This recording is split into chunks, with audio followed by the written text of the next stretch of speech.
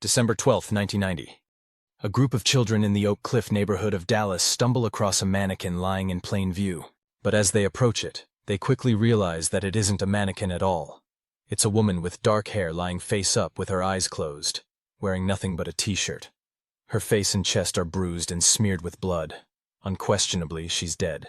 As they wait for police to arrive, a local man, horrified by the sight, fetches a bedsheet to cover her naked body up.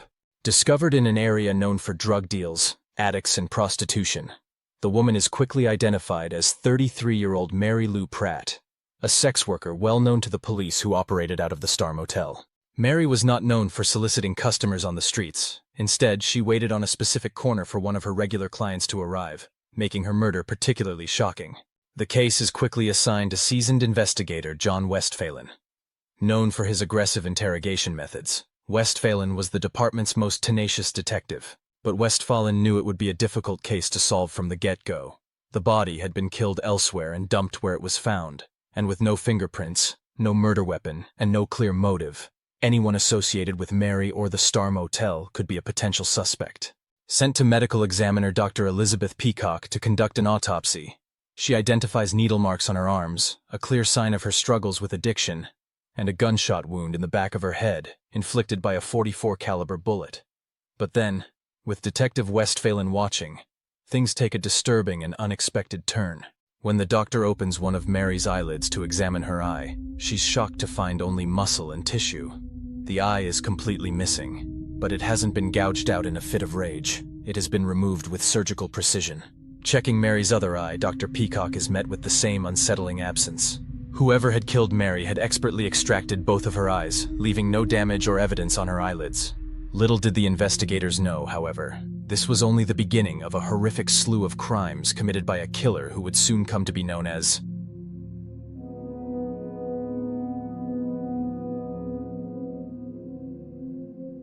Initially, rumors suggested that Mary and another sex worker had stolen goods from a warehouse owned by one of their clients. So despite the twisted nature of the crime, the detectives wondered if the murder could have been an act of revenge. But if these rumors were true, Westphalen and his team failed to substantiate them or to locate the supposed client. After receiving a tip, they questioned a pair of Hispanic brothers, but again found no evidence linking them to the crime in any way. Keeping the gruesome nature of the mutilation from the media so as not to damage their ongoing investigation, Mary's murder gained little attention from the press or the public, and it wasn't long before it had completely faded into obscurity. Because of the unusual nature of the crime, Detective Westphalen reached out to the FBI's Violent Crimes Apprehension Program unit, hoping to utilize their database of past violent crimes to see if there was an offender or previous incidents that matched his crime scene. Yet even the FBI had no reports of anything resembling the mutilation of Mary Pratt. They did, however, help generate a profile for him, theorizing that the killer likely murdered for pleasure and kept the eyes as trophies to help him relive the intense feelings associated with his acts of violence. Importantly, they highlighted that such killers usually find that the sensations linked to their trophies fade over time, resulting in them seeking new victims. After 2 months, detectives still had no evidence, no clues, and no genuine suspects. The case looked set to turn cold like so many before, and so many after it. On February 8th, another sex worker who worked at the Star Motel with Mary, Susan Peterson, told a patrol officer that she believed she knew the identity of the man who had murdered her friend, not providing a name at the time, before detectives on the case had even been informed to follow up on her claim. On February 10th, Susan's dead body was discovered on the exact same street Mary had been found on. Just like Mary, Susan was found wearing only a t-shirt. While she had been shot in the back of the head like Mary, she had also been shot in the left breast and in the top of her head. Her body was located at the opposite end of the road, under the jurisdiction of the Dallas County Sheriff's Department. So Susan's case was initially assigned to Detective Larry Oliver, who was unaware of the specific details of Mary's case.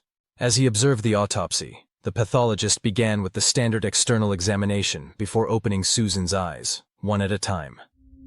Detective Oliver was taken aback to find that both eyes had been surgically removed with small incisions, leaving no signs of bleeding or damage at all. The pathologist informed Detective Oliver about Mary's alarmingly similar case from 2 months prior, and within 24 hours, he met with Detective Westphalen. It seemed clear to detectives that they were dealing with the same monster who had killed Mary, and that the FBI's presumption that they would strike again had been tragically accurate. Although those present avoided the term serial killer, They all understood they were dealing with a highly intelligent and twisted murderer who was leaving bodies in areas that ensured they would be discovered by morning. Because both murders had occurred in similar locations, detectives believed their killer was likely someone who either lived or worked nearby, rather than a transient passing through. The detectives wanted to keep the details out of the media to avoid drawing attention to the Star Motel and potentially alerting their unidentified suspect, who might then flee or shift to another area.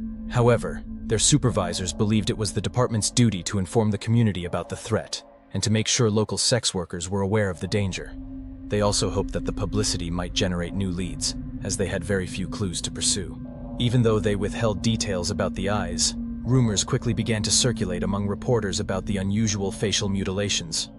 When questioned by a journalist, one detective described the removals as being done in a nearly surgical manner. This led to a media frenzy, with the press labeling the brutal assailant as the Dallas Ripper and the Eyeball Killer. Potentially dealing with a serial killer, Special Agent Judd Ray of the FBI joined the investigation. With the limited evidence they had, he speculated that the killer was likely white, due to the fact that killers generally target individuals of the same race, though there are of course exceptions to this. Special Agent Ray also speculated that a killer who engages in such brutal acts of mutilation would likely also have other unusual tendencies, and potentially even a history of mental instability. It also seemed likely that the killer possessed some degree of medical knowledge due to the precise nature in which the eyes had been removed. With no leads to follow, given the killer had taken 2 months to kill again, detectives feared he might strike again in April. In preparation, extra squad cars were deployed to monitor areas they believed he might target. Police also began warning sex workers to stay off the streets, and the media frenzy intensified as news of a potential serial killer spread. Then, on March 18th, nearly a month earlier than they'd predicted, a third victim was discovered. The body of 41-year-old Shirley Williams, an African-American sex worker, was found discarded on the pavement in a puddle of blood by a waitress heading to work, posed across from a school. Shirley had been shot through the top of the head and in the face, and had suffered severe facial bruising and a broken nose. Arriving at the scene, Detective Westphalen asked the medical examiner to check the status of Shirley's closed eyes. Lifting her eyelids, they found that both her eyes were missing, confirming they were dealing with the same killer who now, with 3 victims, could officially be labeled as a serial killer. Yet again, there were no fingerprints or semen or evidence of any kind found at the scene.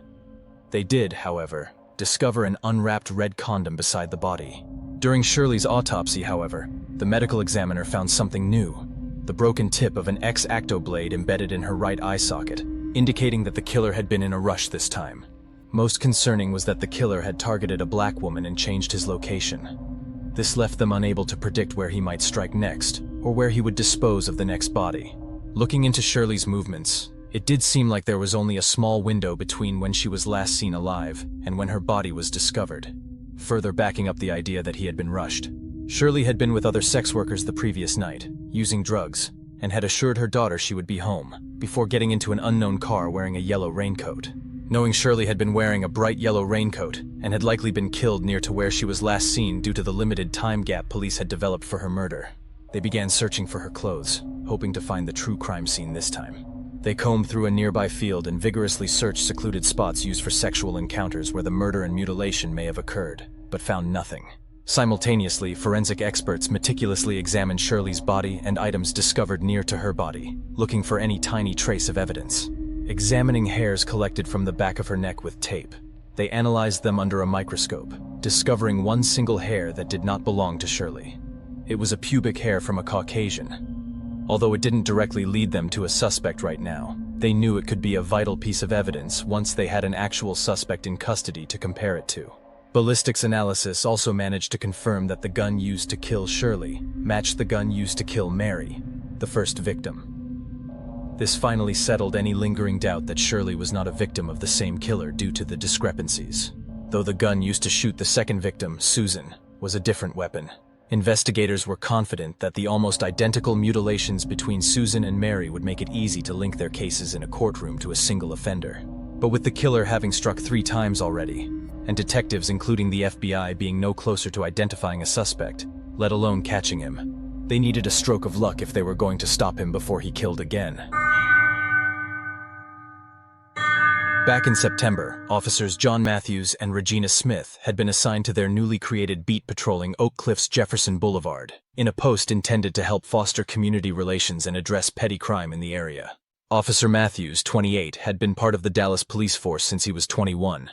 Coming from a family of law enforcement, with a father who was a New York State patrol officer, he grew up listening to his dad's stories. His previous patrols in high crime and prostitution areas had toughened him up, so the dismal nature of his current beat didn't faze him. Officer Smith, 31, had a different background. Before joining the police force, she graduated from a fashion merchandising college, worked as a supermarket cashier, and was a single mother to a 6-year-old. Inspired by an article about the need for more female officers of color, she pursued a career in law enforcement. Before entering the police academy in 1988, she had never been in a fight, seen a corpse, or fired a gun. Despite facing ridicule from her instructors and being assigned to a tough night shift, she was determined to succeed. During their time on the beat, Smith found she had a knack for engaging with local sex workers. She wanted to connect with them to help improve their situations and even kept a hook book, a collection of mugshots of the sex workers she encountered. All the way back in December, before the first body was discovered, they spotted Veronica Rodriguez, a 26-year-old sex worker well known to them, with a deep gash on her head. Veronica told them that a man had picked her up the night before, taken her to a remote field and assaulted her. He then tried to kill her with a knife, but she managed to escape and run all the way to the house of a friend. When her attacker saw she had reached safety, he fled back to his car, but not before being spotted by the witness. Given the violence frequently experienced by sex workers, the officers didn't connect her account to the murder of Mary when it occurred, especially since Veronica had a reputation for lying and exaggerating the truth. But a couple of days after Mary's body had been discovered, the pair of officers noticed Veronica in a light blue truck with a balding, middle-aged white man. As Matthews escorted her out of the truck and into their squad car, Smith approached the driver. Running his license, she learned his name was Axton Schindler, and he resided at 1035 El Dorado. Veronica told them that Axton was not a client, which he backed up by claiming he had a wife called Dixie. According to her, he was actually the man who had rescued her from the previous attack she told them about. However, Axton seemed oblivious to what Veronica was claiming, stating he knew nothing about any attack or attempted murder. Assuming Veronica was lying as they'd come to expect, they arrested her for solicitation and arrested Axton for unpaid traffic fines they discovered on his record. Fast forward to March, and with 3 murders having occurred in the same general area now, Matthews and Smith, who knew both of the first 2 victims well, began gathering information from the local sex workers about any and all of their peculiar clients. One disturbing story came to them from a 17-year-old black sex worker called Brenda. Brenda revealed that a couple of days before Shirley's body was found, a white John had attempted to attack her. She described him as older with salt and pepper hair and a mustache, and driving a dark station wagon. She had gotten into his car, but when he proposed they drive somewhere she didn't know to have sex, Brenda refused, wanting to stick to areas she was familiar with. This caused the man to unleash his anger on her, screaming and shouting at her about how he hated whores and was going to kill them all.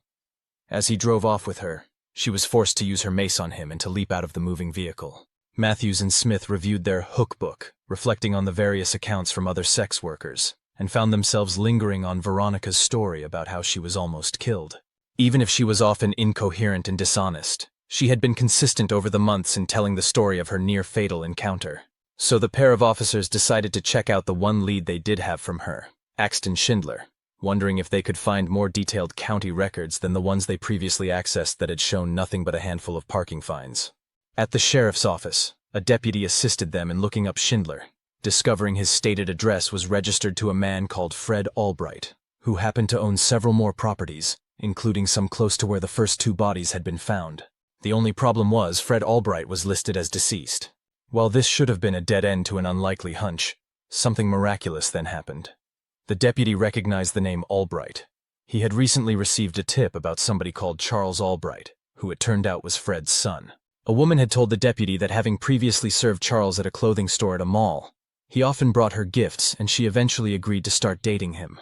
According to her, Charles admitted that he was a con artist with a stash of stolen goods and had persuaded her to move into one of his rental properties not long after they started dating.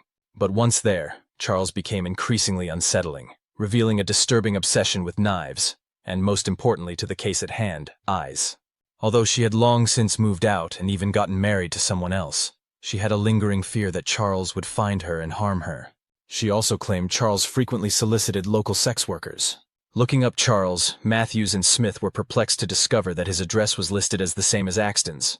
He also had a lengthy criminal history, including a conviction for assaulting a child. They even discovered he was married to a woman called Dixie, the exact same name Axton had given Smith before. Upon viewing his mugshot, they immediately saw him as a fit for the description Brenda had given of her assailant. Taking all of this information to Detective Westphalen, he agreed that they were onto something, and immediately had his officers show a lineup of photographs to Brenda, including one of Charles, to see if she could identify the man who had threatened her. Without hesitation, she instantly pointed to Charles. They then showed the same lineup to Veronica, who visibly shook upon seeing Charles and refused to identify anyone. Detective Westphalen instructed them to bring her in for questioning, emphasizing that if she didn't cooperate, they wouldn't have enough evidence to move forward. In the interrogation room, he attempted to appeal to her emotions, discussing the brutal murders of the 3 victims and explaining that her assistance was crucial to getting the killer off the streets. Calmly, she reviewed the mugshots again, reached for Charles's photo, flipped it over, and signed her name on the back, confirming his identity as the suspect. Finally, the detectives had a suspect for their serial killer, Charles Albright. Police quickly secured a warrant for Charles's arrest, planning to charge him with attempted murder and assault based on the women's testimonies and hopefully uncover more information tying him to the 3 murders. On March 22nd, an elite tactical team surrounded Charles's home in Oak Cliff on El Dorado. Outside, there was a station wagon in the driveway that matched Brenda's description. Calling the house phone, a male voice answered, confirming he was in the house. Police immediately shattered a window and tossed stun grenades inside, while others broke down the front door. Police handcuffed Charles and escorted him outside, where he remained silent, while his partner Dixie exchanged scared and confused glances between Charles and the officers, unable to believe that the man she loved could be guilty of such accusations. Both Charles and Dixie were taken to the police station while investigators searched their home, planning to check all of the properties tied to him. Combing through his house, they discovered countless books about serial killers, human anatomy, and even Nazi literature. They also discovered a stash of red condoms that matched the one found beside Shirley's body. Some accounts claim they discovered an obsessive amount of female dolls and eyeless paintings, though this information is inconsistent across accounts and hard to verify. Collecting any evidence that could potentially prove helpful, they went as far as to gather debris from his vacuum cleaner. They also located a hidden compartment filled with firearms, despite Charles having claimed he owned no weapons. Among the weapons was a Smith & Wesson .44 caliber revolver that matched the type used in the murders. In another property, they found several X-Acto knives with sharp blades, matching the one found in Shirley's eye, though they failed to find any of the missing eyeballs they'd assumed had been kept as trophies. Detective Westphalen initially focused on interviewing Dixie, who seemed genuinely shocked and disturbed by the allegations against her partner. According to her, Charles was easygoing and well-liked, and she claimed he was in bed with her on the night of all 3 murders, and only left for a short paper route in the morning, which he promptly returned from. This was potentially a problem, as the detectives didn't actually have any witnesses, placing Charles at or near the crime scenes on the nights the murders occurred. When presented with Charles's criminal history, Dixie was once again shocked. She had not known about any of his past crimes or his alleged association with sex workers, but she still refused to accept he could be responsible for the murders. She also could not explain his stash of condoms, as she was past the menopause and they did not use them together. When they questioned Charles, he vehemently denied knowing any of the murder victims or any of the sex workers who had identified him. He tried to explain away his criminal record, which involved mostly petty crimes, and provided an explanation and excuse for the sexual assault conviction. It had been a false accusation, but he didn't want to go through the hassle of a trial, so pled guilty. When questioned about Axton Schindler, it turned out that he was one of Charles's tenants, though Charles was surprised Axton had used his own address on his driving license. As they interviewed Charles, the detectives found him to be charming and easy to talk to. He didn't match the typical profile of a serial killer. Charles held a master's degree, spoke multiple languages, and used to be a science teacher. He had no history of drug abuse or mental illness. He had been a football coach and had a range of hobbies, such as playing the piano. He was in a happy relationship, and he had an alibi for all 3 crimes. He even showed no hesitation for the police to search his properties and test his guns. Almost everyone in his life that the police interviewed remained steadfast in their belief that they had the wrong man. They all highlighted that Charles was kind, caring, and generous, and was always willing to help anyone in need. At 57, with all of these traits, Charles was nothing like the much younger, angry serial killers normally responsible for such crimes. Nor was he anything like the profile the FBI had developed for the killer. Typically, as we've seen many times before, serial killers are socially isolated, struggle to maintain jobs and relationships, and are driven by impulsive desires. One thing they did identify, however, was that Charles's lifestyle was quite parasitic. Although he had inherited a considerable sum after his father's death, he had squandered it. And as a result, he relied entirely on Dixie to pay all of his bills, with seemingly no sense of guilt or shame. A couple of Charles's friends from a softball team also told the detectives about a recent incident that could be relevant. After a game, they had seen a car drive by with two women and jokingly suggested Charles should go after them. Charles then supposedly hissed through clenched teeth, "I'd kill them if I could," shocking and confusing them. After a tense silence, he laughed it off, claiming he despised sex workers because his birth mother was one. Many of the sex workers Matthews and Smith spoke to also recognized Charles as a frequent customer, though many claimed he was generous, often giving them large payments and gifts. Charles also was found to have a background in taxidermy, which provided a plausible explanation for the precise nature in which the victim's eyes had been removed. While he might not have been typical of serial killers known at the time, his charming, intelligent front actually fit very well with what was known about psychopathy. Could Charles have been using this facade to manipulate and take advantage of others, with no sense of remorse? He seemed to show little guilt whenever they caught him in a lie, such as the fact that he clearly did know and visit sex workers. This left detectives with a dilemma. Charles did not fit the profile of a typical serial killer, but he did fit the profile of a psychopath. If he was the wrong man, given the way the media was sensationalizing the case, it would create a big problem for them. Not to mention, it would give the real killer a chance to kill again or flee the area. Charles himself was so confident they were mistaken, he assured them that no woman would ever come forward to claim he had treated them poorly. So detectives needed desperately to determine one thing: did they have the right man? While Charles was in custody because of his complete mismatch to their expected profile and behavior, police continued looking at other suspects. Many of Charles's friends and family pointed the finger of blame at Axton Schindler instead. The police did track down and question Axton, given Veronica had claimed he was involved in preventing her assault. Axton told them that he had never met Charles directly, despite renting a property from him and using Charles's home address on his driving license. Axton also claimed that the man attacking Veronica was not Charles, but was actually a Hispanic man called Joe. As far as police could tell, Axton lacked the skills to be able to extract the victim's eyes with precision, and they never truly viewed him as a solid suspect. They did, however, locate an empty box of .44 caliber bullets discarded behind his property that matched those used in two of the murders, but they couldn't rule out that Charles had been the one to leave it there, given he owned the property. Despite thorough searches, detectives found no evidence of the murders occurring at Charles's home, nor did they discover any of the missing clothing belonging to any of the victims or the missing eyes. To complicate matters further, the .44 caliber gun they found in his hidden stash turned out not to be a match for the weapon used in the killings of Mary and Shirley. Dixie was even able to provide receipts indicating that their vehicles had been at garages and inoperable during the first two murders. Able to keep Charles detained on attempted murder charges based on the testimony of the two women who had identified him, they continued searching. In Axton Schindler's apartment, they uncovered a large collection of porn magazines, as well as a setup for autoerotic asphyxia. Because this specific location had been mentioned by Veronica as somewhere Charles had been, they wondered if he, as the landlord with a key, had used the space while Axton was away. Getting results back from the vacuum debris and blankets seized from Charles's trucks, however, they did discover a range of hair strands, including some that were consistent with those of Shirley, although the samples were too small to conduct DNA testing, based on the technology available at the time.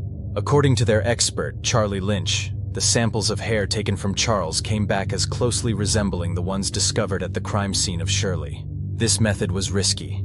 Unlike fingerprints, it was difficult to determine how many other men might share similar hair traits, and they could not definitively prove they belonged to a specific individual. Further tests revealed that hairs on blankets seized from Charles's truck were also potential matches for Mary and Susan. Despite this complete lack of concrete physical evidence, the district attorney chose to press forward and formally charge Charles with capital offenses in respect to the murders of Mary, Susan, and Shirley, meaning, should he be found guilty, he could be sentenced to death. Knowing they needed to keep digging and establish stronger links between Charles and the murders, the team of detectives continued to follow every line of investigation they could. Then, they received an account from an incarcerated sex worker called Mary Beth, who claimed she had had a harrowing encounter on the very night the first victim had been killed. According to Mary Beth, a man grabbed her outside a motel and pressed a knife to her throat, forcing her into his vehicle and driving her to a secluded field. The man then assaulted her, at which point he opened a case containing metal cylinders with sharp blades.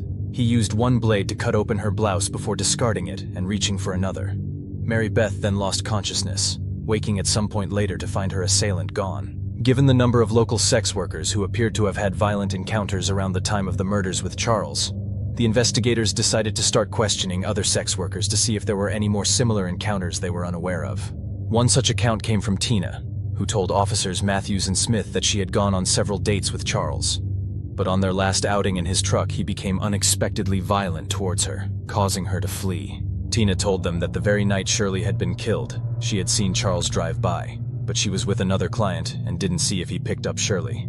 However, when she returned, Shirley was gone. So following Tina, the officers and the detectives went to the field where she had frequently been with Charles, leading to the discovery of an old blue blanket, several condoms, and a crumpled yellow raincoat. The yellow raincoat, identical to the one Shirley was last seen wearing, had blood on it. Hairs found on both items were also deemed to be a potential match for Charles's samples. As well as this, detectives spoke to a man called Willie Upshaw who was serving time for illegal firearm possession, after discovering Charles had paid him multiple checks. Upshaw told them that Charles owned another .44 caliber gun they were yet to find, that had been purchased under his father's name. Furthermore, he told them that he was with Charles on the day his car had broken down, asserting that Charles definitely had access to another vehicle on the night Shirley had been killed.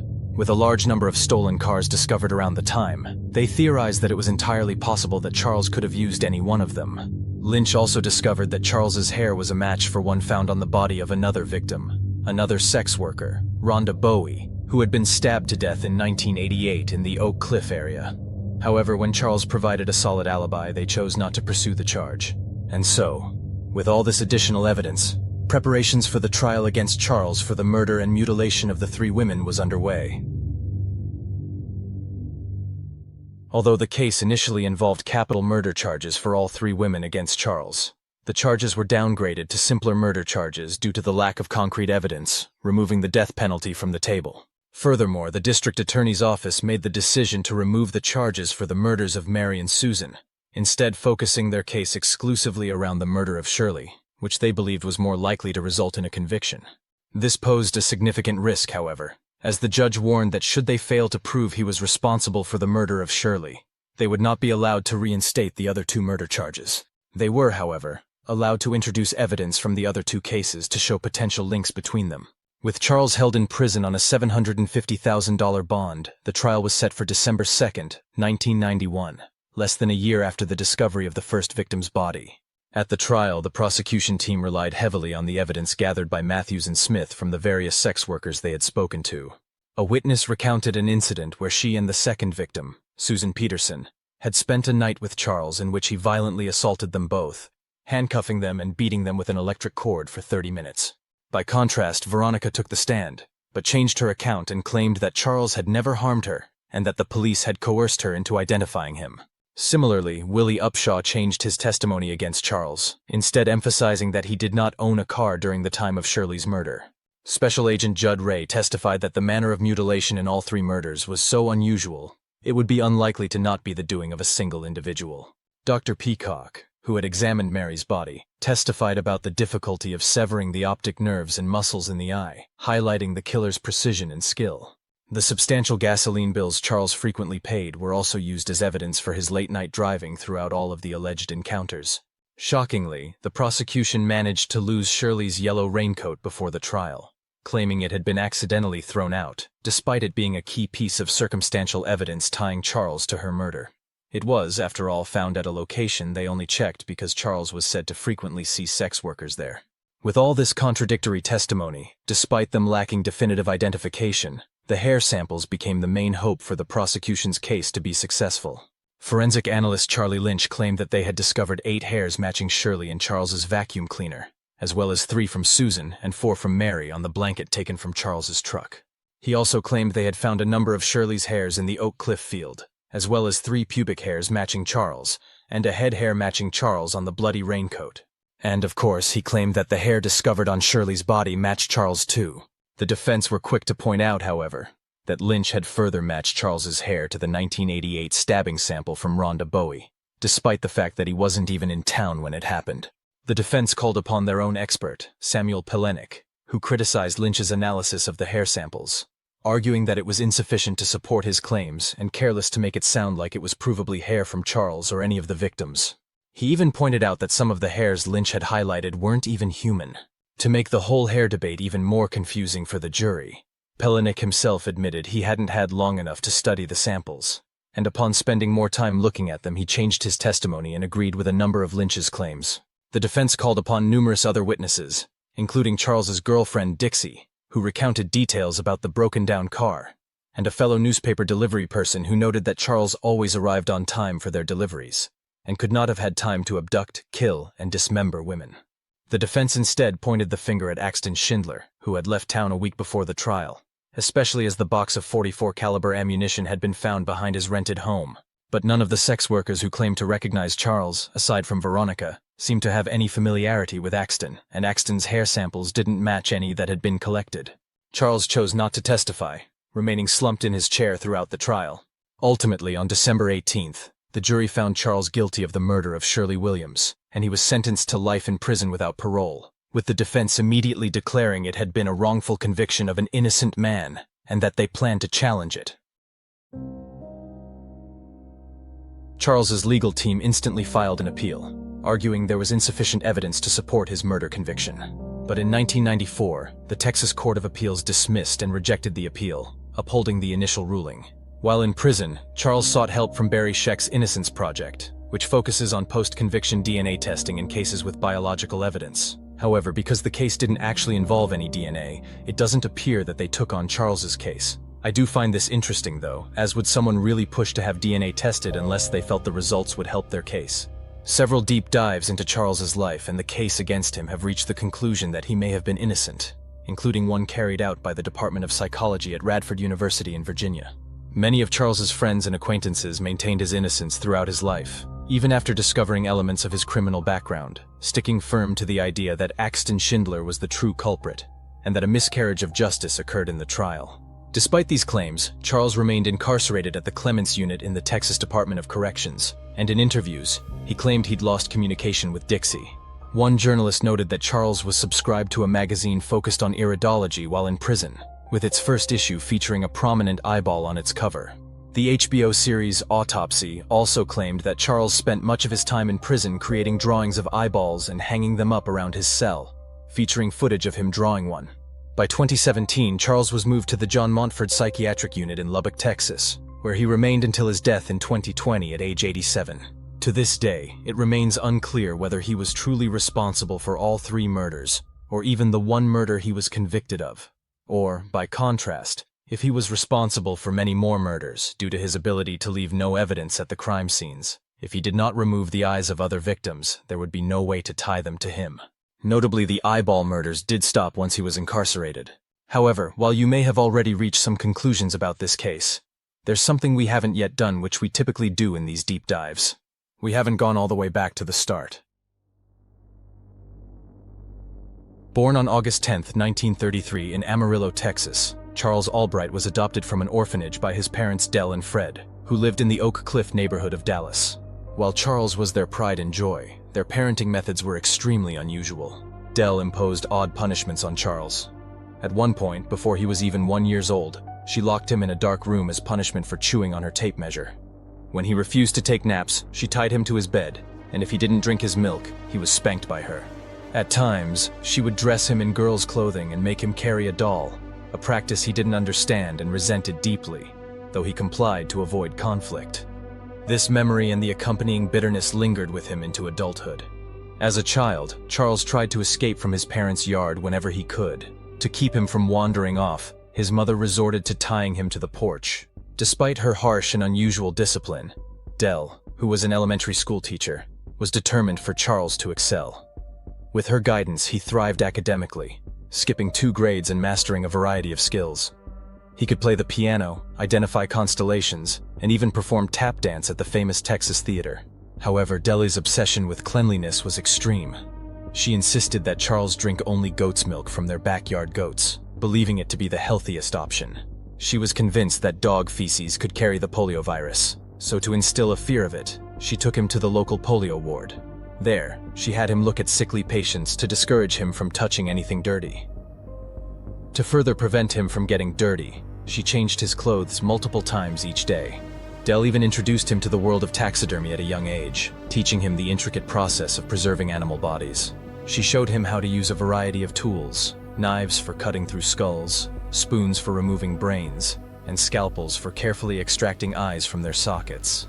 Charles became absorbed in perfecting his taxidermy projects, spending countless hours making sure his work looked as lifelike as possible. Charles would visit his local taxidermy shop, fascinated by the display of gleaming glass eyes, searching for the perfect pair. He even expressed a desire to collect them, just as other boys might collect marbles.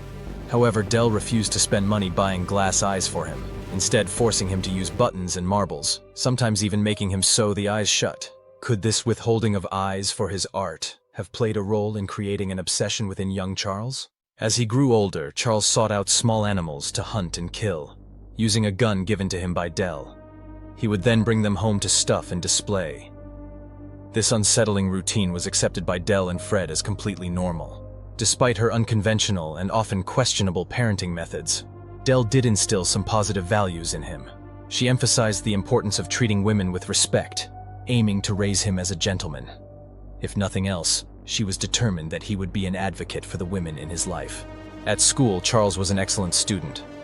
But outside of it, he engaged in petty crimes, resulting in him being arrested for theft and aggravated assault at age 13. Due to his age, he was ultimately released with a warning. This didn't deter Charles. Whenever caught committing crimes, he would deny any involvement, regardless of the evidence against him. A skilled liar, he often managed to persuade authorities of his innocence. Throughout his teenage years, he was required to go to bed at 8 p.m., and Del often chaperoned him on dates, maintaining strict control over his social interactions. Charles later reported that this level of supervision caused him frequent migraines. At 14, he gained some local fame when his parents gifted him a plot of land, which he sold to acquire more properties, earning him the title of world's youngest real estate man in the local newspapers. By the time he was only 15, thanks in part to Del's excessive tutoring at home, Charles had graduated high school and he managed to enroll at the North Texas State University. But only a year later, Charles was caught with stolen cash and guns. When Del learned of his arrest, she tried to make amends by offering to pay back the store owners he had stolen from and even attempted to act as his lawyer during sentencing.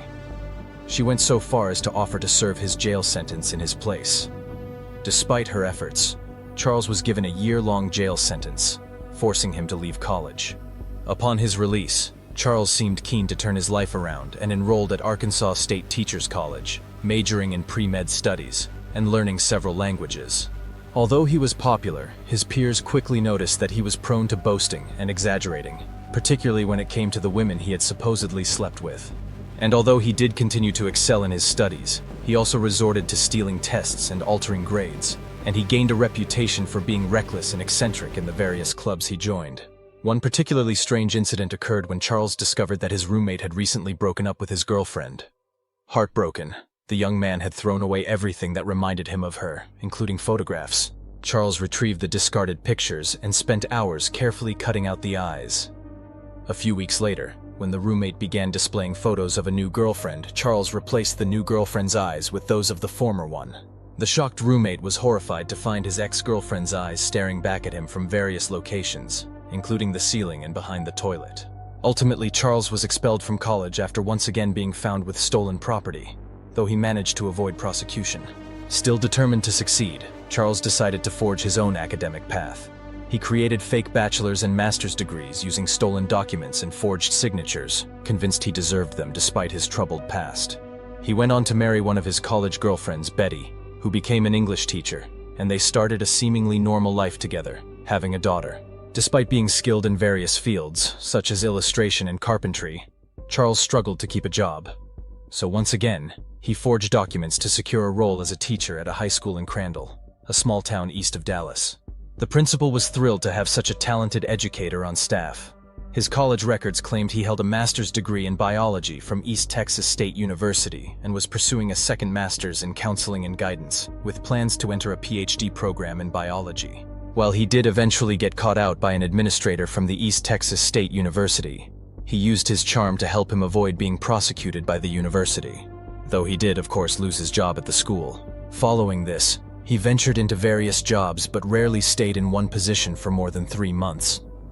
His eclectic career included roles as an illustrator, a bullfighter on the Mexican border, a carpenter, and even a stylist and beautician after attending beauty school on a whim. By 1965, Charles and his wife had separated, officially divorcing around 10 years later. Interestingly, Betty later noted that she had never seen him lose his temper during their 10-year marriage, despite their ups and downs. He was then caught stealing hundreds of dollars worth of goods from a hardware store, resulting in a 2-year prison sentence, which he only served 6 months of. In 1981, with Charles now 48, his mother Dell passed away from cancer, prompting him to initiate a search for his birth mother, who, according to Dell, was a law student who had to give up her baby due to pressure from her family. Charles did eventually track her down, learning that Dell had lied about her background. According to Charles in later accounts, she was actually a sex worker, though in reality neither of these stories are true. His birth mother was a nurse. Charles visited her multiple times, bringing gifts and introducing her to his family and friends. Would he have put in such effort if she were the sex worker he claimed she was and seemed to despise her for?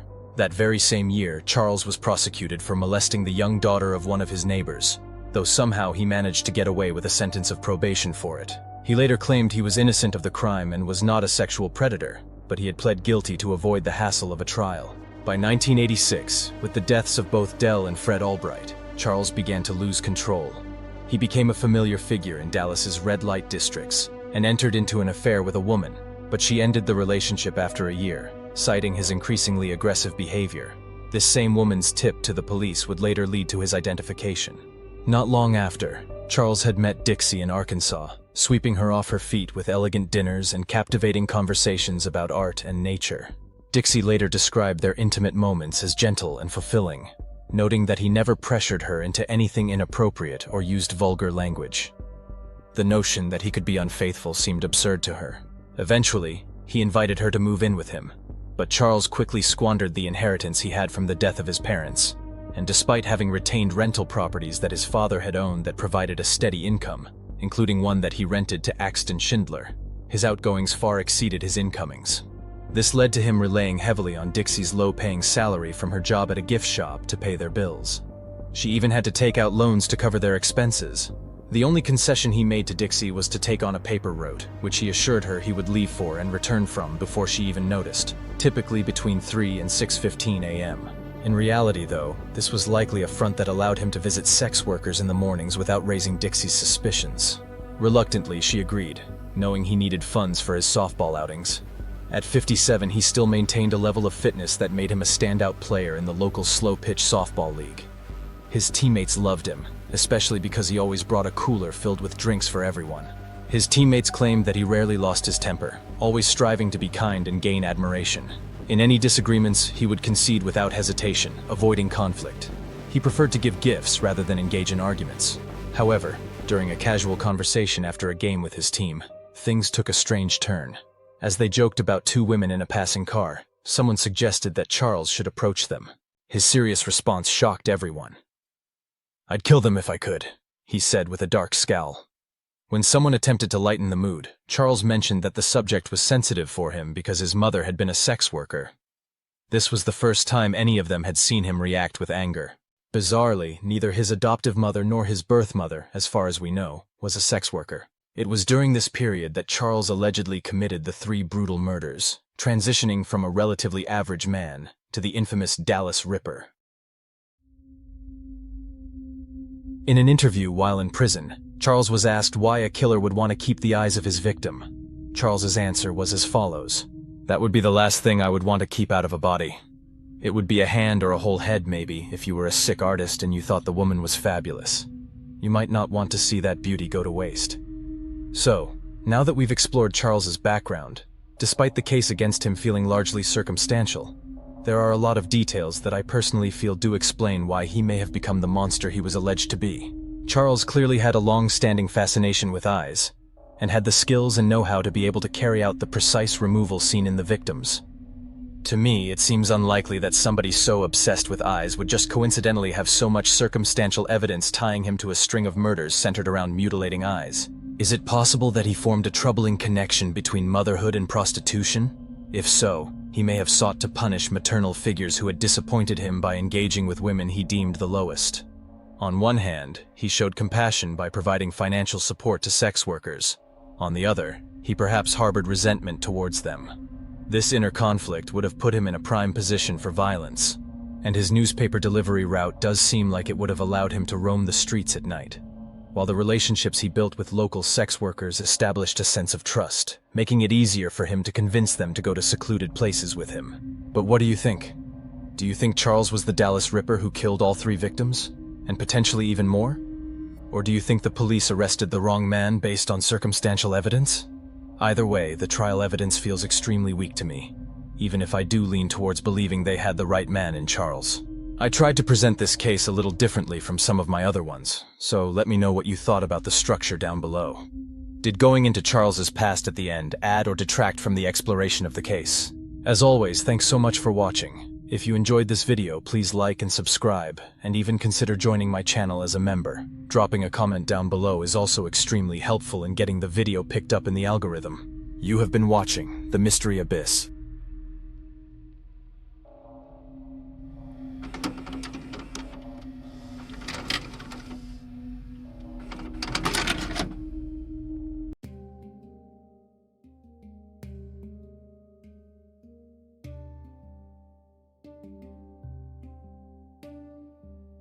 Between May and September 2008, the Russian town of Naro-Fominsk became the hunting ground for a serial killer known ominously as the Naro-Fominsk Maniac. A traffic warden from an affluent family, Andrei Surikov was initially arrested in 2001 after taking part in a violent assault. However, due to some of the strange actions and statements he made after his arrest, such as stating he wanted to own a wallet crafted from human skin, he was sent to a psychiatric ward instead of being imprisoned by the Russian authorities. But in 2008, after being released from the hospital, Surikov would go on to commit a string of harrowing murders that he claimed were done on the orders of Lucifer himself. Stabbing his victims to death with a stiletto, Surikov was known to leave stolen items from previous victims at the crime scenes of his latest attack, as if taunting the authorities by making it clear these were the actions of a single serial killer. It's worth saying up front, there is little information on this particular case I've been able to find outside of a handful of Russian news stories, which has meant I've had to rely heavily on Google Translate when writing the script for this video. As a result, there's a high chance some of the details are slightly wrong or misinterpreted. I just thought it was worth letting you know that up front. So without further ado, let's get stuck into this disturbing case together. Andrei Surikov, the Russian maniac who murdered for Lucifer. Born on April 2, 1978 in the Russian town of Naro-Fominsk, Surikov was adopted at a young age by a wealthy family. Holding significant influence, his adoptive father was a successful businessman, while his adoptive mother headed up a meat processing plant. Raised under their loving care, Andrei Surikov had an ideal childhood. By the time he was 20, he had managed to secure a position as an inspector for the Russian traffic police. During his time at the department, Surikov stood out to his colleagues who regarded him as incorruptible, with bribery seeming completely out of the question. Viewed as diligent and disciplined, it didn't take long for him to rise to the role of sergeant. And by the age of 23, Surikov was able to acquire his own apartment and a brand new Audi A6. By all accounts, he was living a comfortable life, with a well-respected and well-paid job. But then in 2001, after meeting Dmitry Korotkov and Alexei Zagriadsky at a party, everything changed. Violent times. Korotkov and Zagriadsky were friends who had initially met while incarcerated for vandalism. Both had been separately arrested for setting fire to apartment doors and bizarre acts of hooliganism. The duo moved into a life of petty crime after their release. But it wasn't until they met Surikov that they found the missing link needed to execute their biggest plan. As the criminal duo chatted with Surikov over drinks, the pair presented an opportunity to utilize Surikov's position as a traffic officer in a scheme to rob individuals driving high-value foreign vehicles. Despite his perceived morality by his police colleagues, Surikov seemingly liked the idea, as by all accounts he jumped headfirst into it. Discussions soon transitioned into active preparation, with the trio attempting to acquire a firearm for use in the robberies. They initially attempted to purchase one from military personnel posted near Naro-Fominsk, though this plan did not unfold successfully. Turning their attention to an organized gang near Moscow to acquire the weapons instead, they arranged to travel to meet them in Obninsk and purchase firearms from them.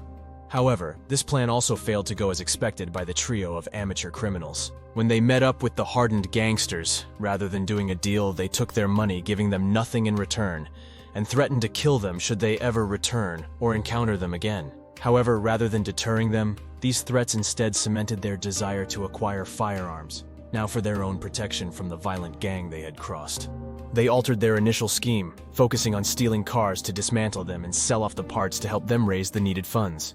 Days of reconnaissance led them to select a prime stretch of the Borovskoye highway between the villages of Davidkovo and Bolshoye Svinoria. They armed themselves with a guitar string fashioned into a noose with wooden tips, a knife, a police baton, and Surikov's traffic police inspector uniform.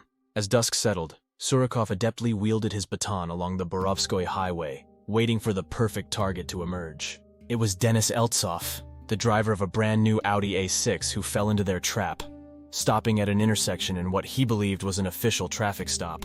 Presenting themselves as law enforcement, the trio accused Denis of drunk driving and diverted him towards the local town of Aprilevka for examination.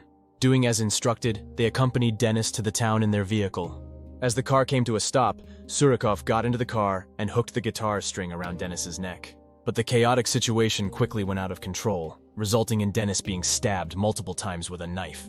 Remarkably, Denis survived the assault and managed to escape the vehicle, quickly flagging down another motorist and alerting them to the attack by someone impersonating a police officer. The trio quickly fled the scene in their own car, but it didn't take long for Russian authorities to catch up with them. Despite their meticulous planning, the amateur criminals had made a massive mistake. They had carelessly used Surikov's own car for the crime without altering its registration, allowing for their quick arrests that same night. As the trio faced charges of robbery, forming a criminal group, and attempted murder, the case received widespread coverage in the media, with police warning drivers to stop only at official checkpoints manned by legitimate traffic police officers. While police and the media didn't seem surprised by the involvement of criminals Korotkov and Zadryadsky in this vicious attack, the presence of a seemingly law-abiding moral traffic officer perplexed everyone. Given his affluent background, authorities struggled to understand Surikov's motives for involving himself in such a criminal scheme. It wasn't like he needed the money, so what was he getting out of it? Timofeyk, his superior at the traffic police station, speculated that perhaps some unknown family circumstances had motivated him. Pre-trial, Surikov began to make strange statements about Satanism and the occult, including mentioning a desire to possess a wallet crafted from human skin, which only added to the confusion surrounding his motives and involvement. Ultimately, while Korotkov and Zagriatsky were deemed mentally fit, convicted, and sentenced to lengthy prison terms, Surikov was adjudged unfit to stand trial and was committed to psychiatric care instead. Although it has never been substantiated, there was a prevailing belief in the Russian media that Surikov's influential adoptive father may have played some role in helping him to evade imprisonment. A serial killer emerges. After being released from psychiatric care, Surikov returned to his hometown of Naro-Fominsk. It would appear that his strange, almost ritualistic ramblings that got him institutionalized had only grown stronger in the years he was locked up, at least if his version of events are to be believed. After returning to Naro-Fominsk, he instantly began devouring literature about Satanism and the occult, becoming fascinated and obsessed with the darkness in their pages. His obsession soon manifested into rituals involving stabbing dolls with knives, and sadly, it wouldn't be long before his targets escalated to real living humans, attacking his victims in the daylight. Surikov's methods involved choking his victims with a rope before fatally stabbing them with a stiletto and pilfering their jewelry and other items of interest, such as sneakers. As a macabre signature, he even left behind a personal item belonging to a previous victim at each new crime scene. On the afternoon of May 18, 2008, Surikov set his sights on his first victim, 16-year-old Maria Veselova, as she returned to her parents' country house after celebrating her birthday in town. According to Maria's mother, Elena, she had been walking with friends and was expected home by 7 o'clock. When she failed to return, her parents attempted to reach her phone to no avail. Unbeknownst to them, when Maria had separated from her friends, Surikov launched his attack on her near the Latishskaya railway station, strangling her before inflicting multiple stab wounds that ultimately killed her. She had just turned 16 and we came to the dacha for a few days to celebrate her birthday, said Elena. That evening, we were preparing to return to Moscow. Despite extensive search efforts, the girl's body wasn't discovered by the police until the following day. Only a month later, on June 21st, Surikov struck again, murdering 22-year-old Marina Karpenko near the Alabino railway station. Marina's husband, Alexei Karpenko, recounted that in the morning, his wife left for an exam at a branch of the humanitarian academy she was enrolled in, located near the railway station. Marina called me at 10:30 in the morning. She said she had already finished her exam and asked me to meet her, Alexei recalled. Opting not to drive to the academy to avoid getting stuck in traffic at the railway crossing, he requested Marina to cross to the other side to meet him. According to Alexei, Marina's journey from the institute was just a 10-minute walk. However, she had to traverse an industrial zone and a forest belt near the railway. I drove up and dialed her number, but the call dropped. At that time, I didn't think much of it, Alexei remarked. He attempted to reach her multiple times afterward, but her phone was already switched off. I couldn't even entertain the thought that something could happen to her, expressed Alexei. My friends and I organized a search ourselves because the police refused to accept a report. I hoped to find her alive. It wasn't until the following morning, during their exploration of Marina's intended route, that they stumbled upon her lifeless body. She was lying face down in the grass, her husband recounted tearfully. I rushed to get a doctor, but it was too late. Surikov had viciously stabbed her multiple times before attempting to hide her body with a handful of branches in the forest. Alongside her body, a ballpoint pen belonging to the first victim, Maria, was discovered, presumably in an attempt by Surikov to ensure authorities understood the same killer was responsible for both murders. Then in September, Surikov found his third victim in 20-year-old Olga Parokina, a nurse at the Orbita boarding house. On the afternoon of September 10th, Surikov broke into the nursing home and ambushed Olga in the treatment room, stabbing her to death. Olga frequently worked alone in the treatment room, making it likely he had been observing her for some time before commencing his assault. He then moved her body to a nearby office, where it was discovered the following day by her colleagues. According to Nina Mikhalina, Olga's mother, Olga had been severely ill the day before the attack, claiming she had only gone into work to receive vacation pay that day.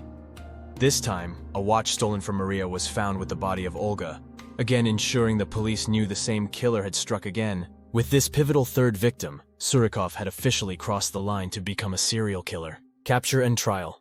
In April 2009, Surikov donned a mask and attempted to rob a grocery store in Petrovskoye village. Threatening a saleswoman with a knife, he stole a couple of dollars worth of Russian rubles before fleeing the scene.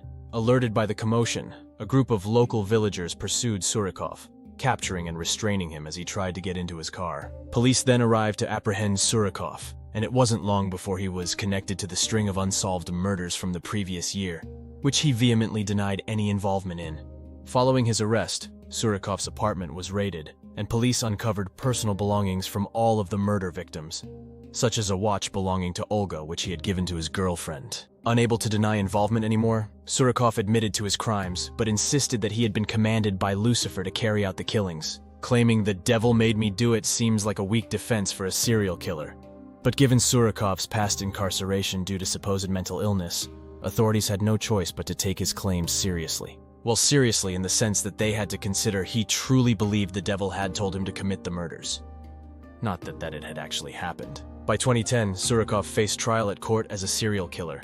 He displayed disinterest and apathy throughout the proceedings. Even his friends and an ex-girlfriend testified against him. For the majority of the trial, he sat with his back to the courtroom participants, concealing his face with a hat. Among the testimony, Surikov's former girlfriend recounted how he had requested her assistance in providing an alibi, urging her to tell the police that he had been with her during the time of the murders.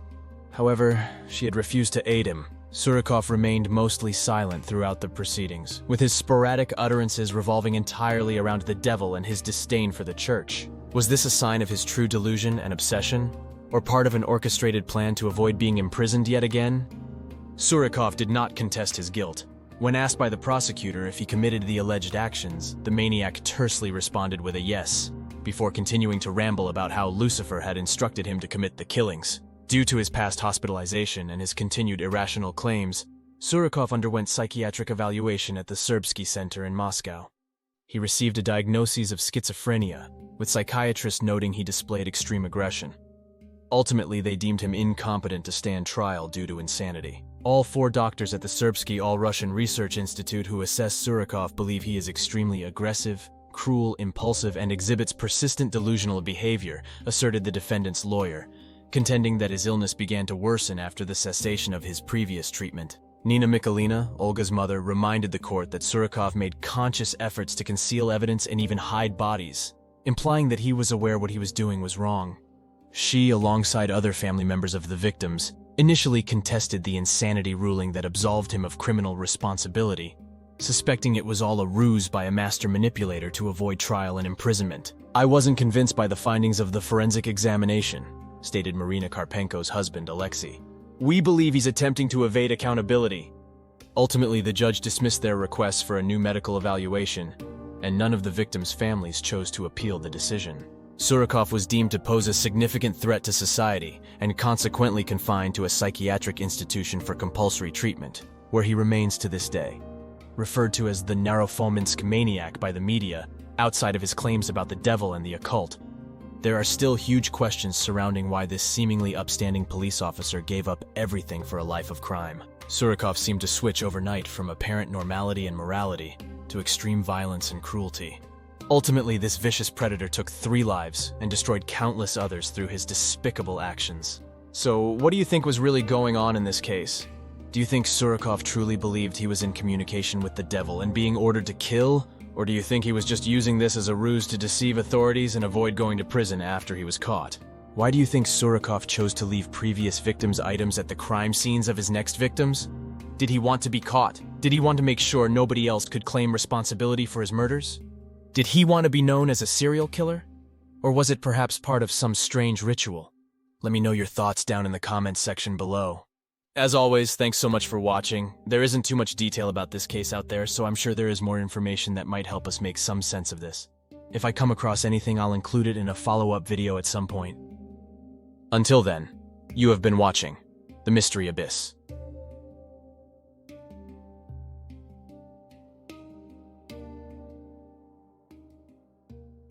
January 23rd, 1978.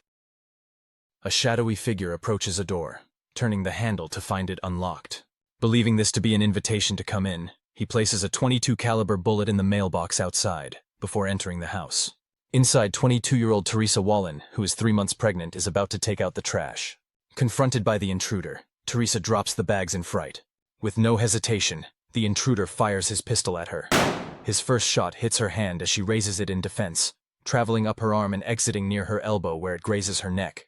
The second shot hits her in the face, breaking her jaw, causing her to drop to the floor. The intruder leers over her body, kneeling beside her before he shoots her for a 3rd time in the temple. Though rendered unconscious, Teresa is still alive. Dragging her body into the bedroom, the killer leaves a long trail of blood throughout the house.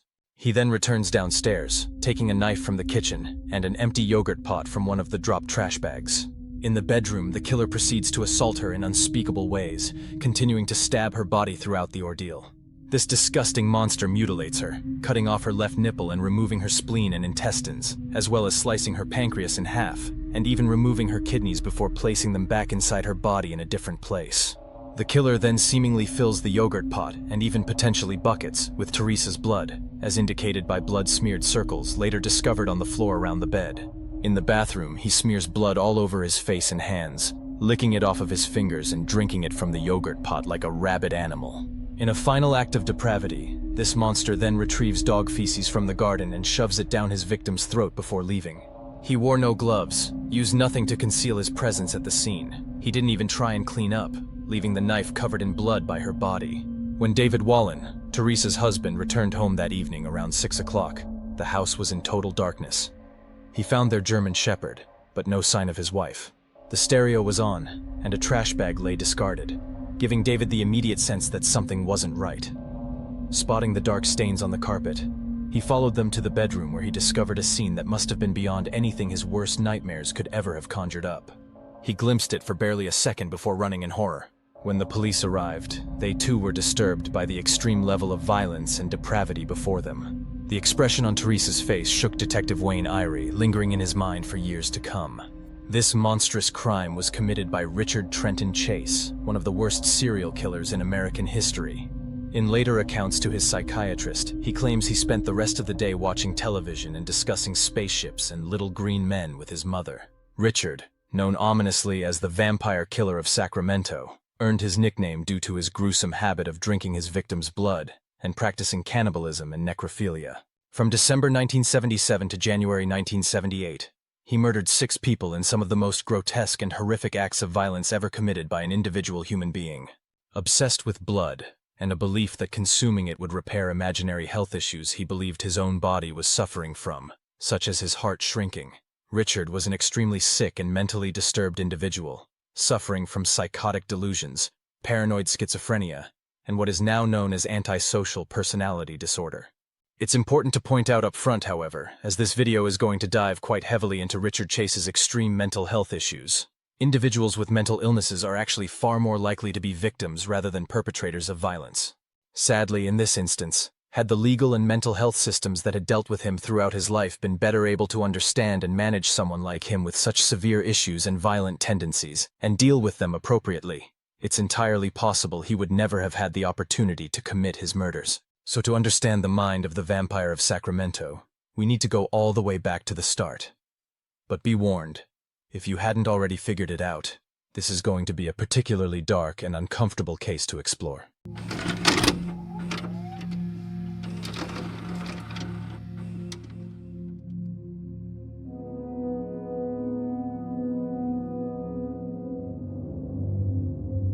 Richard Trenton Chase was born on May 23, 1950 in Sacramento, California. Growing up with a younger sister, Pamela, his parents Richard Sr. and Beatrice frequently had volatile arguments, creating a tense and uncomfortable atmosphere in the household. His father was extremely strict and used physical punishment and violence, and his mother suffered from undiagnosed mental health issues, undergoing a number of psychiatric evaluations throughout his childhood. One of Beatrice's beliefs, interestingly, was that her husband was poisoning her, a paranoid claim similar to one Richard himself would later make. Despite Richard showing signs of mental illness from childhood, they made no attempts to seek any form of help or treatment for him. Increasingly troubled and unhappy, Richard was known to start fires, often wet his bed, and was extremely cruel and abusive towards animals. As I'm sure many of you know, these childhood behaviors are extremely common among future serial killers and are known as the McDonald Triad. Proposed by psychiatrist J.M. McDonald in 1963, fire starting, animal cruelty, and bedwetting are often seen as 3 key indicators of sociopathy. Despite these issues, Richard's early school years were relatively normal, and he was popular at school with his peers. But Richard's situation further deteriorated in his teenage years as he turned to alcohol and drugs, such as LSD and methamphetamines, which quickly escalated into severe substance abuse. As he progressed through high school years, Richard's popularity declined as he became increasingly withdrawn, unkempt, and unstable. During this time, he was briefly arrested for drug possession and found his performance in school declining. Although he did date a girl during this time, Richard struggled with erectile dysfunction and the relationship ultimately fell apart, causing him to seek help from a psychiatrist who believed that his impotence likely stemmed from either repressed rage or mental illness. But Richard did not seek further treatment. After graduating from high school, Richard attended American River College in 1968, before eventually dropping out. During this time, Richard lived with multiple roommates, but none of them stayed with him for long due to his unsettling and disruptive behavior and his heavy drug use. For the same reasons, he struggled to hold down jobs. Clearly suffering from severe mental problems, even the friends he did have viewed him as strange. For example, he was known to seal his closet shut because he believed that people were using it to enter his room at night. Among his many delusions, Richard was obsessed with his health and the concept that something was physically wrong with him. One such belief was that his heart would often stop, and that he was a walking corpse, not unlike a vampire. At one point, he arrived at a hospital emergency room, claiming that someone had stolen his pulmonary artery, resulting in his blood flow having stopped. In other incidents, he complained that his stomach was on backwards, his heart had stopped beating, and that his bones were pushing through the back of his head. He took strange actions to address these imagined health issues, such as pressing whole oranges against his forehead so his brain could absorb the vitamin C from it directly. He even shaved his head to help him keep track of what he believed were shifting cranial bones within his skull, moving around like puzzle pieces. In 1972, after his parents divorced, Richard would alternate living between them both, but frequently had volatile clashes with them, with neither knowing what to do about his increasingly strange behavior. After his father kicked him out, neighbors reported seeing Richard standing outside the property and staring blankly at it for hours on end. At his mother's, He would accuse her of putting poison in his food, and at one point even struck her so hard she fell to the ground as she attempted to call the police on him. Despite offering to arrest him, his mother ultimately declined and didn't press charges against him. At another point, he was actually arrested. At a party, Richard groped a girl, leading to a police call. As he was being escorted out, a gun fell from his belt, leading to his arrest until his father bailed him out. Occasionally, he would stay with his grandmother in Los Angeles, where she would witness him sleeping all day and roaming through the house in the dark all night. Convinced people were trying to enter through the windows. In December of 1973, Richard was taken to a psychiatric ward after he walked into an emergency room complaining of various imaginary health issues, such as claiming his blood was no longer circulating through his veins and had turned into powder. He was kept under observation for 72 hours, where he was diagnosed with paranoid schizophrenia and drug-induced psychosis. Despite doctors wanting him to remain in hospital for treatment, his mother Beatrice intervened, aggressively pushing for his release, which the hospital eventually agreed to. But with no treatment for his obvious mental health conditions, Richard's mind continued to deteriorate, and his obsession with his fictional physical issues became more and more extreme. Living with his divorced mother, Richard became violent and aggressive, resulting in his father, Richard Sr., helping him secure a new apartment for him to live in alone. With no family and no roommates to judge or see what he was doing, Richard's violent abuse of animals intensified. He began buying rabbits from a farm before disemboweling them and eating their organs raw. He would even sometimes use a blender to mix their entrails with their blood and drink it, believing the concoction would keep his heart from shrinking and disappearing due to his belief he didn't have enough blood in his body. When Richard Sr. would visit his apartment, Richard told him that the various live rabbits jumping around were being kept for him to eat. Shockingly, his father accepted this explanation and did not investigate it or question it any further. In 1975, at age 25, Richard injected himself with rabbit blood, which, as you can imagine, made him seriously ill. Yet rather than accepting he was suffering from blood poisoning, Richard's deluded mind convinced him that the rabbit had drank battery acid before he killed it, causing the issue.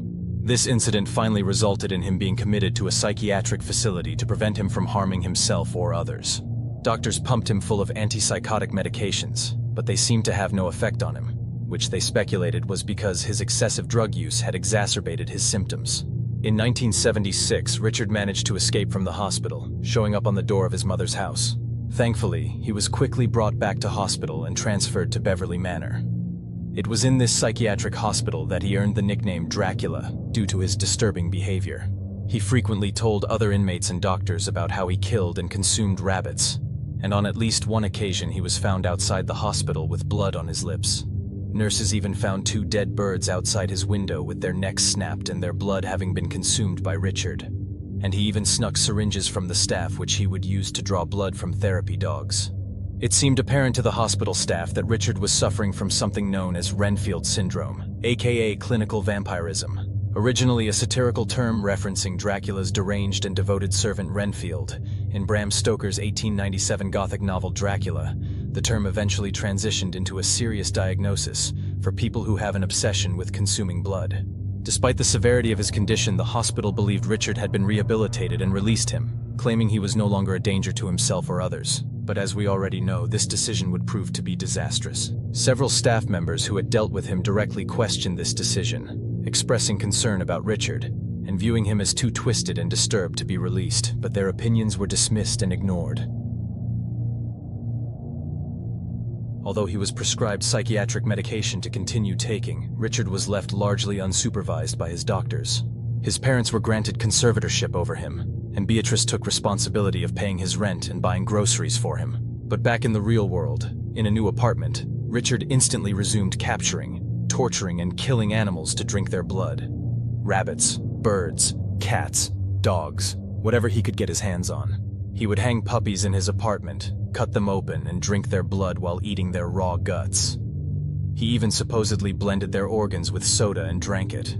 He frequently targeted neighborhood pets, and once even called the owners of one of his animal victims and described in graphic detail to them what he had done to their beloved missing dog. With no doctors overseeing him, Beatrice shockingly made the decision that he no longer needed his medication and began to wean him off of it. And by 1977, when his conservatorship expired, usually being renewed annually by his parents, they chose not to renew it, leaving Richard with even more freedom and even less supervision. One day, Beatrice heard a loud noise outside her house. opening her front door to find Richard holding a dead cat. He then threw it to the ground, tore it open, and smeared its blood all over his face and neck. Yet almost unbelievably, she never reported the incident to the police. Later that year, on the 3rd of August, police came across Richard's Ford Ranchero stuck in the sand near Pyramid Lake in Nevada. Inside the vehicle, they found 2 rifles, men's clothing, and ominous bloodstains, as well as a white plastic bucket filled with blood and a liver of unknown origin. Looking for the owner, they finally found Richard wandering naked and covered in blood. Richard attempted to flee from them, but they quickly apprehended and arrested him, suspecting he may have been involved in a homicide. Richard claimed that the blood on his naked body and in the bucket belonged to himself, and the liver was determined to be that of a cow. Although witnesses claimed to have seen him in the area with a dog, Richard denied any knowledge of a dog or what had happened to it. With no charges being filed against him, the police released him back into the world. It would later turn out that Beatrice had helped plan and fund this trip out of state for her son. Around this same time, Richard had also become obsessed with the Hillside Strangler, a serial killer who had been operating nearby, eagerly following news reports of his crimes. His paranoid delusions led him to believe that the Strangler was connected to a wider conspiracy that he thought was targeting him. Concealing his history of mental illness, Richard managed to purchase a .22 caliber pistol, and there were reports of gunshots coming from his apartment which he later claimed were a result of him shooting at voices he heard. He would go on to use the gun to shoot dogs in the head, allowing him to collect their blood more easily for his consumption. Now armed, his paranoia and mental illness worsening by the day, and with no oversight or supervision, Richard's twisted obsession with blood and violence was escalating, and it wouldn't be long before he made the leap from harming animals to harming humans. Supposedly, having been banned from his mother's house due to the incident with the cat, she refused to let Richard visit for Christmas. According to his own later accounts, this was the final straw that made him snap. On December 27, 1977, Richard fired his handgun into a Sacramento woman's home, though nobody was harmed. A mere 2 days later, Ambrose Griffin, a 51-year-old father of 2, had just returned home from a shopping trip with his wife. As they were unloading groceries from the car, Ambrose collapsed right in front of her. She heard 2 strange popping sounds, but didn't think much of it at the time, assuming her husband had suffered from a heart attack.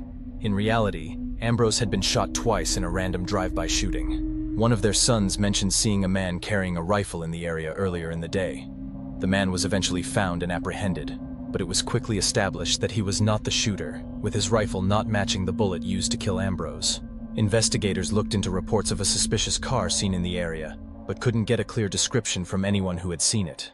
That is, until a 12-year-old boy revealed that a man in his mid-20s with brown hair had fired a shot at him while he was riding his bike. The man was driving a brown Pontiac Trans Am, but the boy didn't manage to catch the license plate. Using hypnosis, he recalled 219 EEP as the license plate, but police could not locate a matching vehicle. The woman whose home had been shot at on the 27th then came forward, with police locating a matching .22 caliber bullet in her kitchen. Despite these various leads and clues, the trail went cold, and detectives failed to connect the shootings to Richard and stop him before his crimes got much, much worse. A couple of weeks later, on January 23rd, Jean Layton noticed a scruffy man with long, unkempt hair walking towards her home. She watched as he attempted to open her patio door, which was thankfully locked. He then moved to the windows, trying to pry them open, though they were also locked. As he returned to the patio door, he came face to face with Jean. Staring at her blankly, he showed no emotion. He turned, lit a cigarette, and slinked away through her backyard. Not far from Jean's house, Robert and Barbara Edwards were returning to their home with shopping when they heard a strange noise from inside. The intruder, seemingly hearing them as well, made a quick escape out of a window. They glimpsed a disheveled man run around a corner, with Robert trying to stop him. But the intruder rushed down the street, jumped over a fence, and vanished. With police arriving at the house, they discovered the home in disarray. Initially, they assumed theft to be the motive, with the burglar being startled by their return, but as they explored the house, they discovered strange and disturbing behavior that contradicted this. The intruder had urinated in a drawer filled with freshly cleaned baby clothes, and they had defecated on a child's bed. As it turned out, this intruder would continue wandering the neighborhood, approaching random homes to see if the doors or windows were unlocked, before moving on to the next. Perhaps because of his vampiric delusions, it would later turn out Richard was looking for doors that were unlocked, which he believed meant he was welcome, or you might say invited, to enter the house. That same day, Nancy Westfall was shopping at the Town and Country Village shopping center when she noticed a disorientated man walking towards her. When the man spoke directly to her, asking something about Kurt and a motorcycle, she was taken aback. Around 10 years ago, she had dated a boy named Kurt who had died in a motorcycle accident.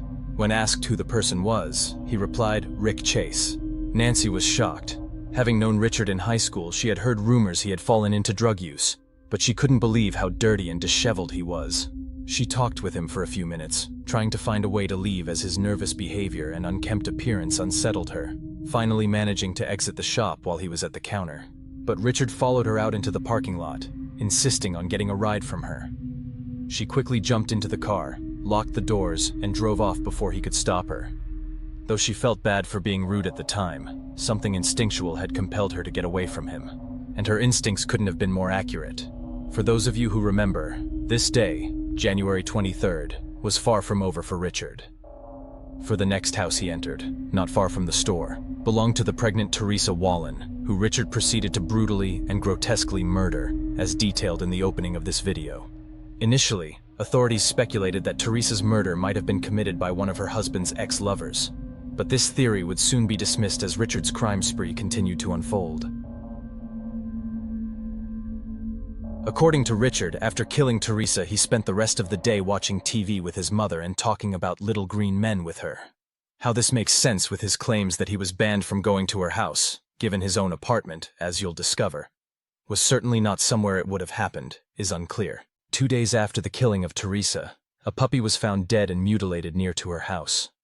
The puppy had recently been purchased from a local family by a man with stringy hair driving a ranchero.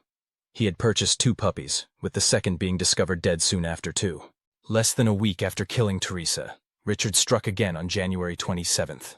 Around a mile from the scene of Teresa's murder, Evelyn Meeroth, 38, was at home babysitting her 22-month-old nephew, David.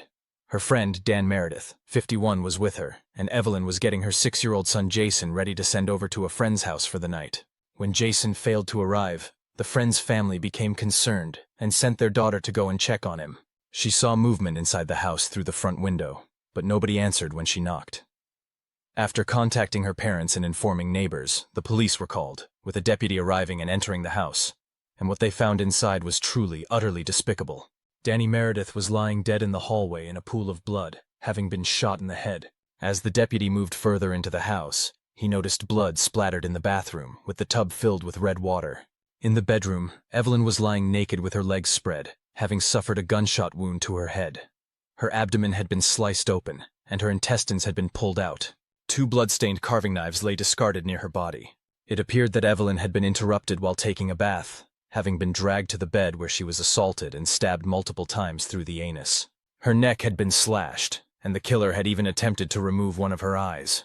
As with Teresa's crime scene, bloody circles on the carpet suggested the killer had used containers to collect her blood. Next to the bed, the body of 6-year-old Jason was found, having been shot twice in the head. Bloody footprints and handprints throughout the house would soon be determined to match those discovered at the Wallen crime scene, linking the 2 violent crimes. They also were informed by an 11-year-old girl that she had seen a man matching the description of a figure seen wandering the neighborhood earlier, entering the house around 11 o'clock. The police also discovered that Dan's red station wagon, which had been parked in front of the house earlier that day, was missing, presumably taken by the killer.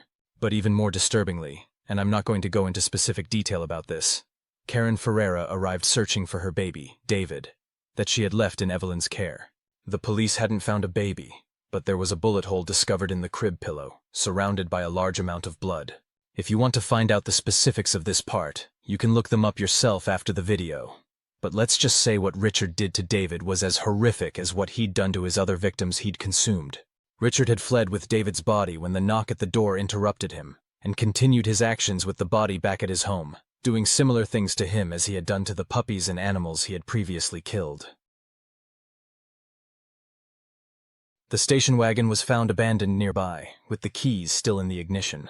Unbeknownst to them, the car was parked only about 100 yards from Richard's apartment at the Watt Avenue complex. Canvassing the area, detectives discovered a handful of witnesses who had seen a man driving a red station wagon.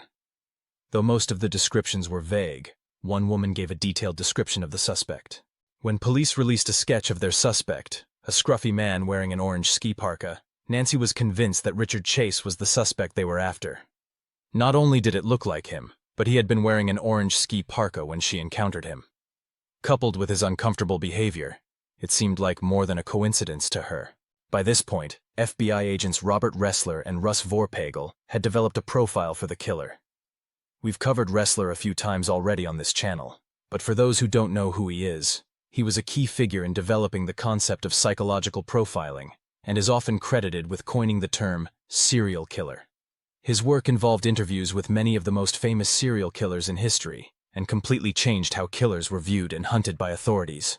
The profile described the killer as disorganized because of the chaotic nature of his crimes, suggesting he left behind evidence without regard for the consequences, and that he was likely suffering from psychosis. They speculated he had likely walked around in public with blood on his clothes and skin. They believed he would be a white male in his mid-20s, thin and likely malnourished.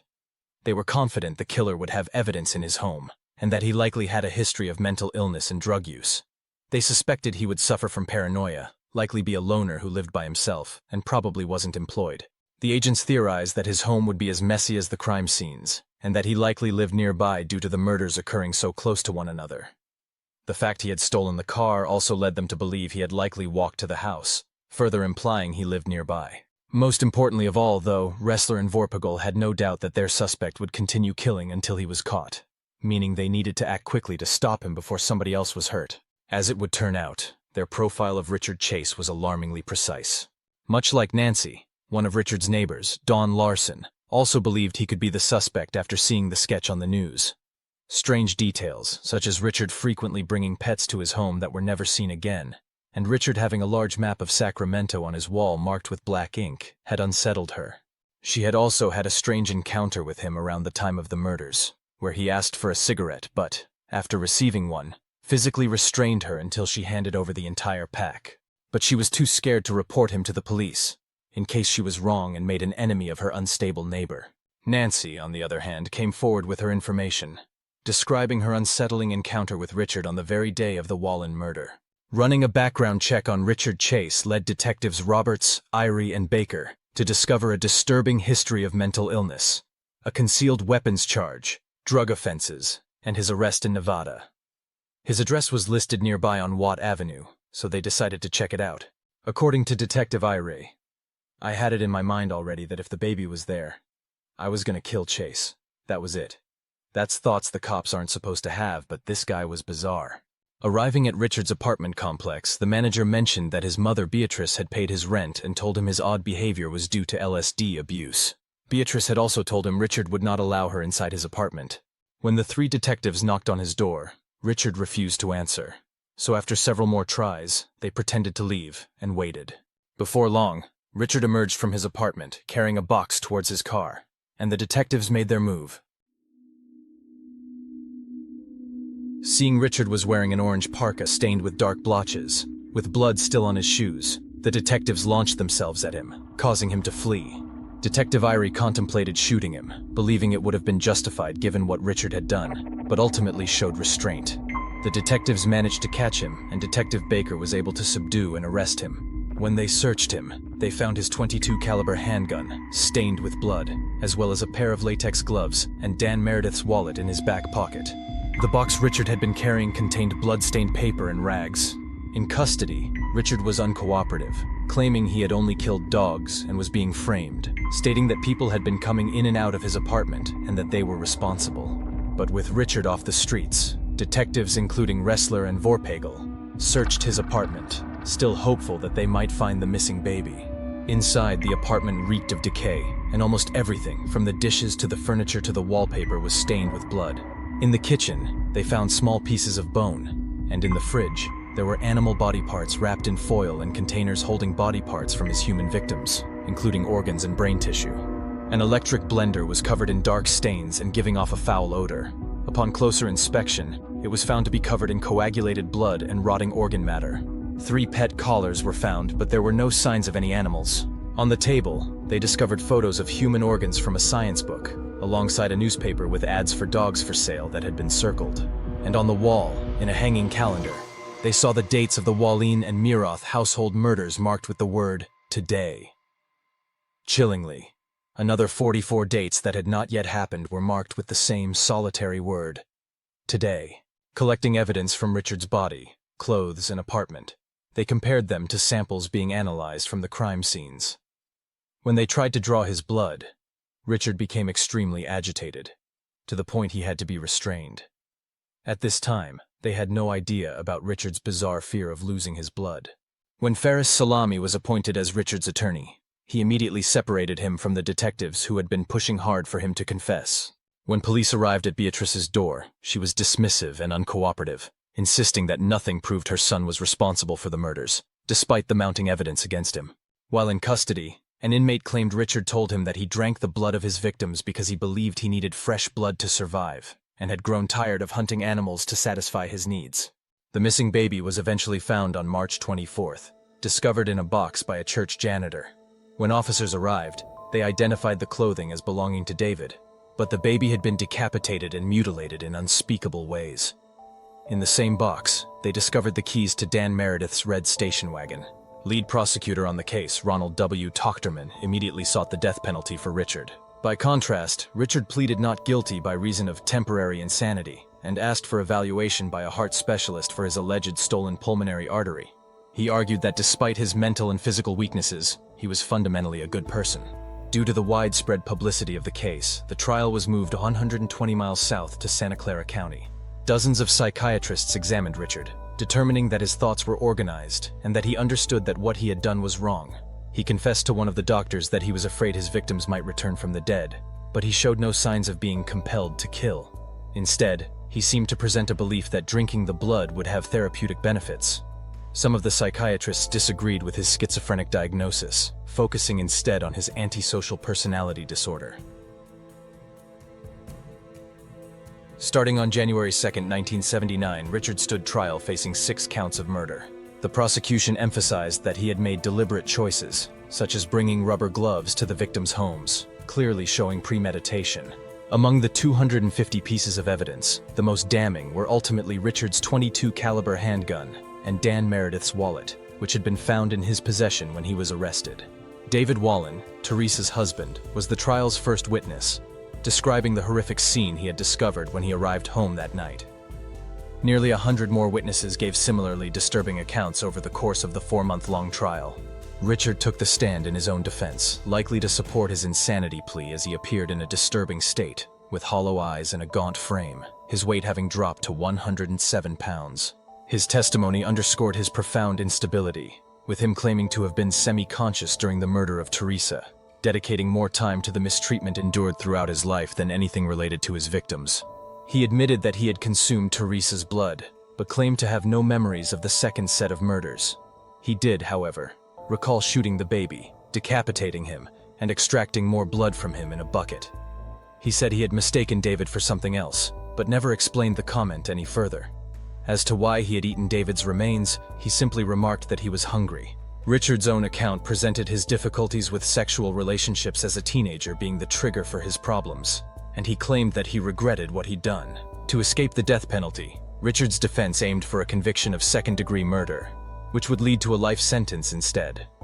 They argued that Richard's actions were influenced by his mental illness and lacked premeditation. His lawyer, Salami, later described Richard as the most disturbed individual he had ever encountered, emphasizing that his case was ultimately about severe mental illness. Tochterman, however, contended that Richard was a sexual sadist who fully understood his actions and could never, ever be rehabilitated.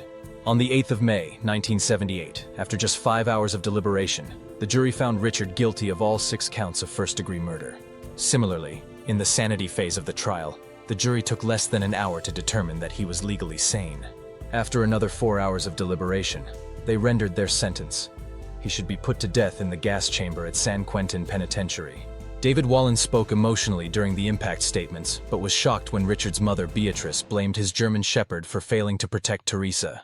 In response, David retorted that she had failed to protect his wife from her son, calling her sick for having raised that in regards to Richard.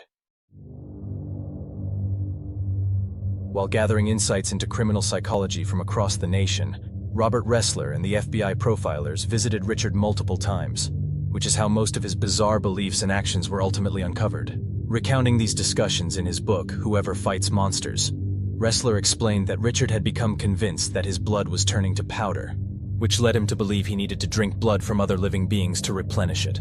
Yet despite this alarming belief, psychiatrists that he told this to at the time had deemed him fit for release and dismissed the concerns from staff who believed he was a danger to others. From the start of his arrest in Nevada in August 1977 to the start of his murder spree in December, Richard's mental state clearly deteriorated, killing multiple animals, becoming obsessed with the hillside strangler, and purchasing a gun. Richard claimed the first murder happened after his mother denied him a Christmas visit, claiming he was just shooting randomly out of his car window. Though this seems unlikely, given the various specific shots he fired at houses and people. Richard made extremely outlandish claims to the FBI in his interviews, such as stating that he was Jewish, which he wasn't, and that he'd been targeted by Nazis because of a Star of David on his forehead, which didn't exist. He further claimed that Nazis were connected to UFOs and had telepathically instructed him to kill and replenish his blood. According to him, these UFOs were tracking him, telling them that if they used radar, it would reveal their location to them. At one point, he handed Ressler macaroni and cheese he had hoarded in his pockets, asking if he would test it for poison, as he was convinced the prison guards were conspiring with the Nazis to have him killed. While in prison, Richard wrote several documents in which he attributed his crimes to UFOs, the CIA, the Mafia, and airline disasters. One document claimed that UFO intelligence had been monitoring him for months before his killing spree, and that he was the product of UFO cloning experiments. Ressler and various other prison mental health officials believed Richard should be transferred to a psychiatric hospital, with Ressler describing him as extraordinarily unhinged and delusional. Richard actually was temporarily moved to one due to his psychotic and incoherent behavior, but he was returned to San Quentin within a couple of months. According to prison officials, inmates at San Quentin prison, aware of the horrific and brutal nature of Richard's crimes, feared him and often tried to convince him to end his own life. On December 26, 1980, practically on the third anniversary of his killing spree, a guard arrived to check on Richard and found him breathing steadily on his back, although he did not respond when greeted, which was unusual for him. At around 11 a.m., the guard returned to the cell to find Richard lying on his stomach, his legs hanging off the edge of his bed, with his arms stretched out towards the pillow. When Richard did not respond to his calls, he entered the cell to discover that the Vampire of Sacramento was dead. Upon inspecting the cell, an incoherent suicide note was discovered that mentioned pills. Richard had been prescribed medication to keep his hallucinations and depression under control, with 3 pills delivered to his cell each day. But it turned out Richard had been hoarding the pills and had taken an overdose nearly 40 times the recommended dose, with the cause of death determined to be toxic ingestion. Despite his lifelong fears and claims about his malfunctioning heart, his heart was discovered to be perfectly normal and in good condition. After his death, the prison psychiatrist noted that Richard had been psychotic since the day he arrived at the prison, but no medical tests had been run to determine if there was anything real behind his obsessive fixation on his blood. His case remains a key reference for the FBI in studying disorganized killers. Despite countless warnings and opportunities to intervene in Richard's life, with multiple law and medical officials recognizing his disturbed nature and mental problems, authorities failed to address the severity of his condition or to properly treat him, despite having many chances to intervene throughout his life. Had there been more decisive action and genuine help, it might have prevented his descent into murderous insanity and spared some, if not all, of his potential victims. And with that, our deep dive into Richard Chase, the Vampire of Sacramento, has come to a close. If you've stuck with me all the way to the end, thanks so much.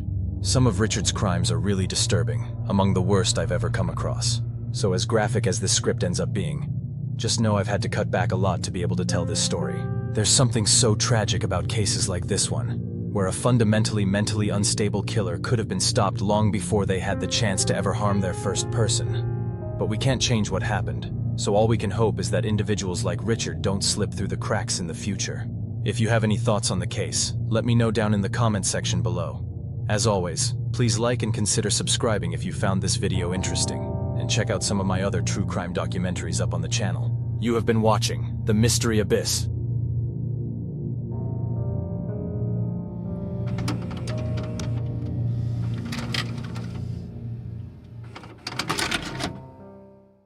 I opened up a little open-pit beef stand. I had real roast beef and pork sandwiches, and why not? They were very good.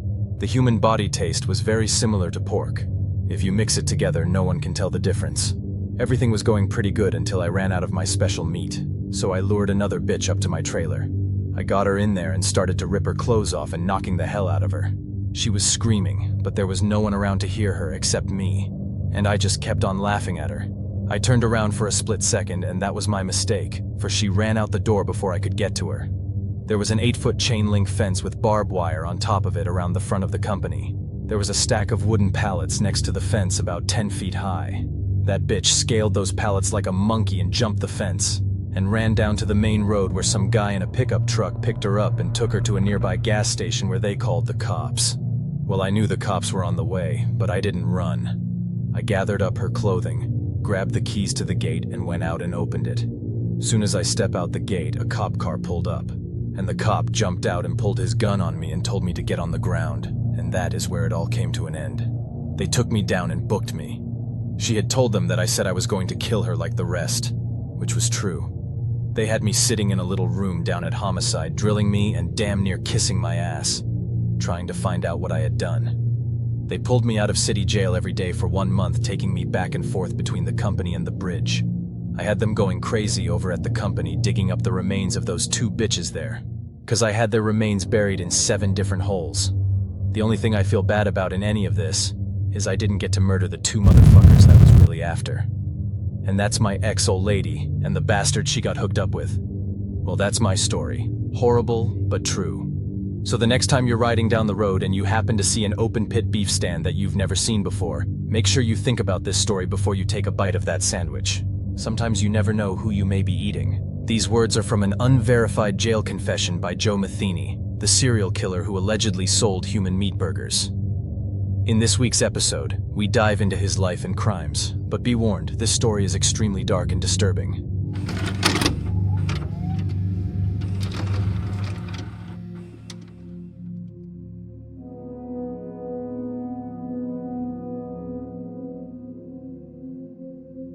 Born on March 2, 1954, Matheny's childhood was steeped in neglect.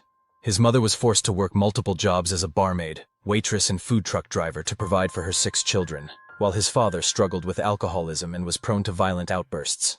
As a result, both parents were largely absent from his life.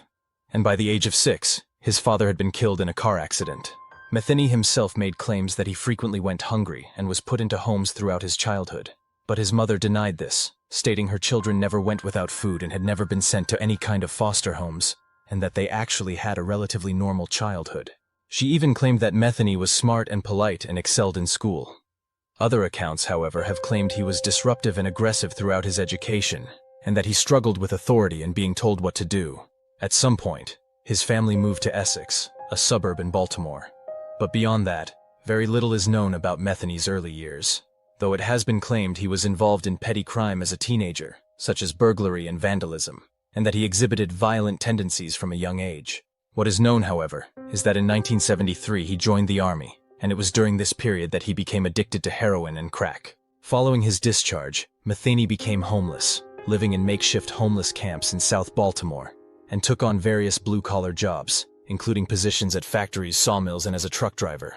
At this time, Matheny was known ironically to his friends as Tiny, given he was actually a hugely overweight man standing at 6'1" tall. Although described by those who knew him and employed him as intelligent and well-mannered, Matheny was in truth spending all of his money on crack, heroin, and alcohol. And it was during this period in time that he took his first steps down the path of violence and depravity that would come to define his life. By 1994, Matheny was living in a trailer with his girlfriend, who was also a drug addict, and their 6-year-old son. His work as a truck driver meant he was often away for long periods of time, and after one such journey, he returned home to find that his girlfriend and son had vanished. According to Matheny's alleged confession, it all started back in July of 1994. I was at work. I was a truck driver. I was working overtime this one night. Then I got off and went home, as I always did. But when I opened the door and turned on the light, I noticed there was nothing there. My old lady had taken everything, including my son, and left me. Her leaving was not my problem. But she took my 6-year-old son with her. She was a crack addict and a worthless piece of shit. I would have paid her to get out of my life.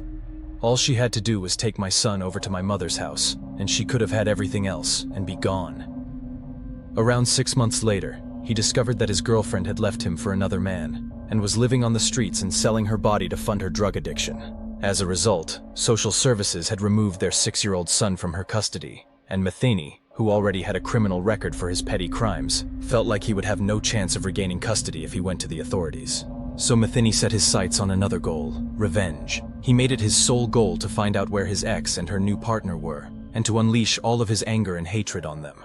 Scouring halfway houses and drug hotspots, he was informed that they had been seen under a bridge getting high with some other homeless people. Under the bridge, Matheny didn't find his girlfriend, but he did encounter Brewer and Piker, 2 homeless men sleeping on a mattress who he suspected knew where she was. When they denied any knowledge, he became enraged and brutally murdered them both with an axe he had brought along with him, leaving their chopped-up bodies on the mattress. Later that same evening, he encountered a prostitute near the same bridge who he got high with and tried to pry information from about the whereabouts of his ex. Again, he refused to accept that she didn't know anything, and again his rage took over. He sexually assaulted her before murdering her too, leaving her body behind a bush. The next prostitute he encountered met the same fate after failing to give him any information about his ex. But before he could throw her into the bushes, he spotted a fisherman watching what had just happened in shock. So he grabbed a metal pipe and launched himself at the witness, splitting his skull open with a deadly strike. Having now murdered 5 people in only a handful of hours, he took the bodies of the fisherman and the 2 women, weighed them down with rocks, and dumped them in the water, leaving the chopped-up bodies of Brewer and Piker on the mattress. Then he washed himself up in the river, cleaned up the crime scene as best he could, and fled. At least, that's the version of events he claimed occurred that night. Whether any of it was true, and whether the 2 women and the fisherman even existed, has never been proven. What is known is that the axe used to kill Brewer and Piker had been stolen from the scene by another homeless man, Larry Amos, who was ultimately arrested and convicted of using it to kill Everett Dowell, for which he served 1 year and 9 months after pleading guilty to manslaughter. Matheny himself was arrested for the murders of Brewer and Piker after their bodies were discovered, and spent 18 months in Baltimore City Jail waiting to go to trial. But with no solid evidence against him, investigators failed to build a compelling case, and he ended up being acquitted and released without a trial ever taking place. According to Matheny's confession, "I was free again. I went back and talked my old boss into giving my job back to me at the pallet company. There was a little trailer on the property, so I told my boss to let me stay there, and I could keep an eye on the place. He agreed to this and gave me the keys to the front gate and main building. The company was on a dead-end road and was very isolated. It was perfect for what I wanted to do." Once free, Matheny resumed his search for his girlfriend and their child. But something had changed in him. While it could be argued his earlier murders were acts of anger and passion, his new crimes took on a dark and twisted nature. The Joe Stein Son Pallet Company, where he worked and lived, was a gated area around the size of a square city block, with a warehouse and office surrounded by thousands of wooden pallets, adjacent to a wooded area. There were no other employees there at night, and very little pedestrian traffic at any time. It was literally a place where no one would hear you scream. In December of 1996, Matheny lured Rita Kemper to his trailer, where he shared drugs with her before attempting to sexually assault her. According to Rita, when she refused to have sex with him and ran out of the trailer, he chased after her, beat her, and dragged her back, stating, "I'm going to kill you and bury you in the woods with the other girls." Thankfully, she managed to escape through a window in the trailer, and this time was able to flee the scene and report what had happened to the police. Mere days later, the police received a tip that Matheny was hiding the body of another victim at the factory he was working at, and had asked the tipster to help him get rid of it. It seemed evident that Rita was not Matheny's first victim since his release from jail. So when the police arrived to arrest him for assault and potential murder, they expected to face resistance from the ginormous suspect they were tasked with apprehending. Instead, they received a stunning and horrifying confession, with Matheny telling them, "I'm a very sick person." Matheny went on to describe in chilling detail how he had brutally assaulted, murdered, and dismembered sex workers and homeless individuals since his release, and most shockingly, had not only cannibalized parts of their flesh, but had also served their remains to unknowing customers in the form of burgers. Some have claimed he was still looking for information about his ex-girlfriend and his son during this time, but it's hard to see how that would make any sense with what he claims to have done. Instead of disposing of his victims' bodies in a river like before, Matheny dismembered them and kept the fleshier parts of their bodies in Tupperware containers. Anything he couldn't store in his freezer was buried in the woods on the land of the pallet company he was working for. He would then blend the flesh of his victims with beef and pork, and shaped the resulting mixture into burger patties. Disturbingly, he then sold these human burgers on a small roadside barbecue he set up to unsuspecting customers. When he ran out of his supply of special meat, Metheny would seek out another victim, normally a sex worker or homeless person, to get more. And according to him, not only did his customers love the taste, but none of them had any idea his human burgers contained anything other than pork and beef. Whether any of this is true or not is impossible to prove. What was proven, however, is that Metheny murdered Kathy Magaziner in 1994 prior to his initial imprisonment, by strangling her to death with an extension cord and burying her body in a shallow grave in the woods, which he later returned to remove part of her skull. And 1 month before the assault on Rita, Metheny had lured Kimberly Lynn Spicer to his trailer, before sharing drugs with her, sexually assaulting her, and stabbing her to death with a knife. He had kept Kimberly's body hidden at the factory for around a month, before asking his friend to help him dispose of it after Rita made her escape. All in all, Metheny confessed to more than 10 murders, but almost none of his claims of depravity could be proven beyond his own words. One such supposed victim, Toni Lynn Ingracia, was initially among the murders he was formally charged with, but her case was ultimately dropped from his list of crimes due to lack of evidence. No evidence of the additional murders of the 2 prostitutes and the fishermen he claimed to have thrown into the Patapsco River was ever found, despite Metheny taking police to the location where he had supposedly thrown them into the water to try and locate them. Regardless of the shocking and unbelievable nature of his self-confessed crimes, investigators took his claims seriously, believing he would have continued murdering had he not been caught. The body of Kimberly was located, and Metheny led police to the shallow grave where he had buried Kathy's decapitated remains, though it did take multiple visits for them to successfully locate her body.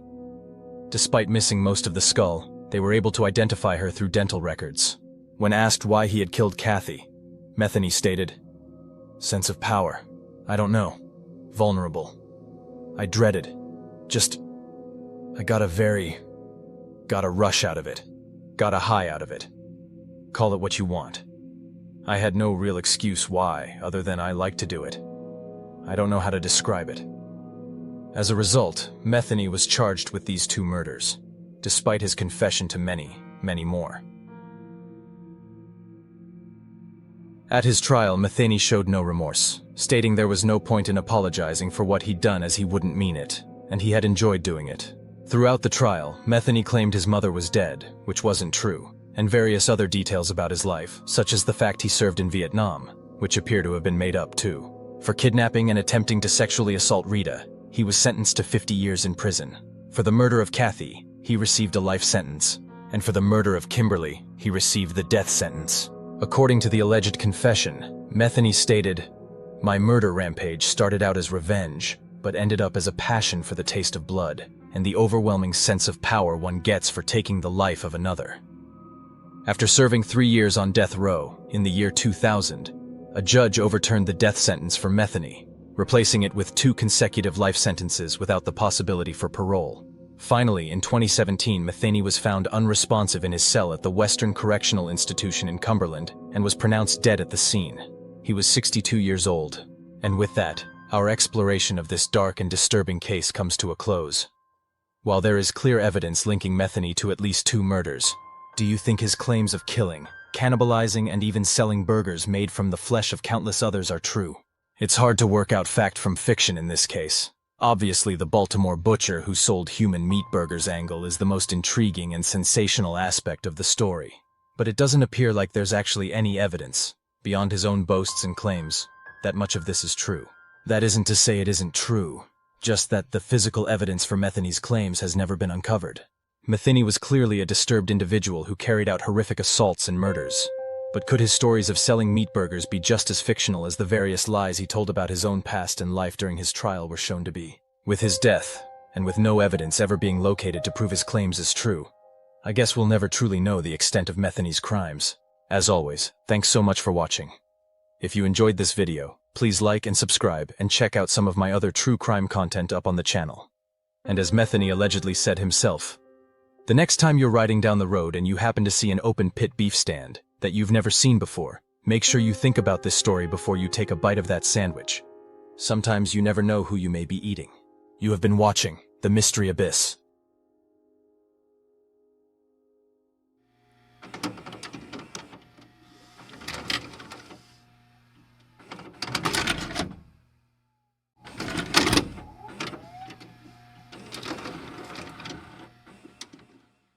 April 1989.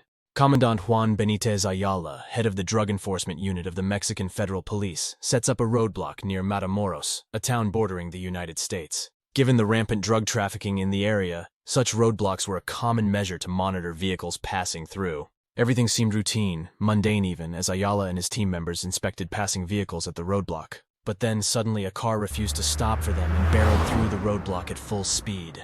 Ayala and his officers pursued the vehicle in an unmarked car, astonished by the driver's audacity as he seemed to carry on as if he were invisible. The car came to a halt at a desert farm named Rancho Santa Elena.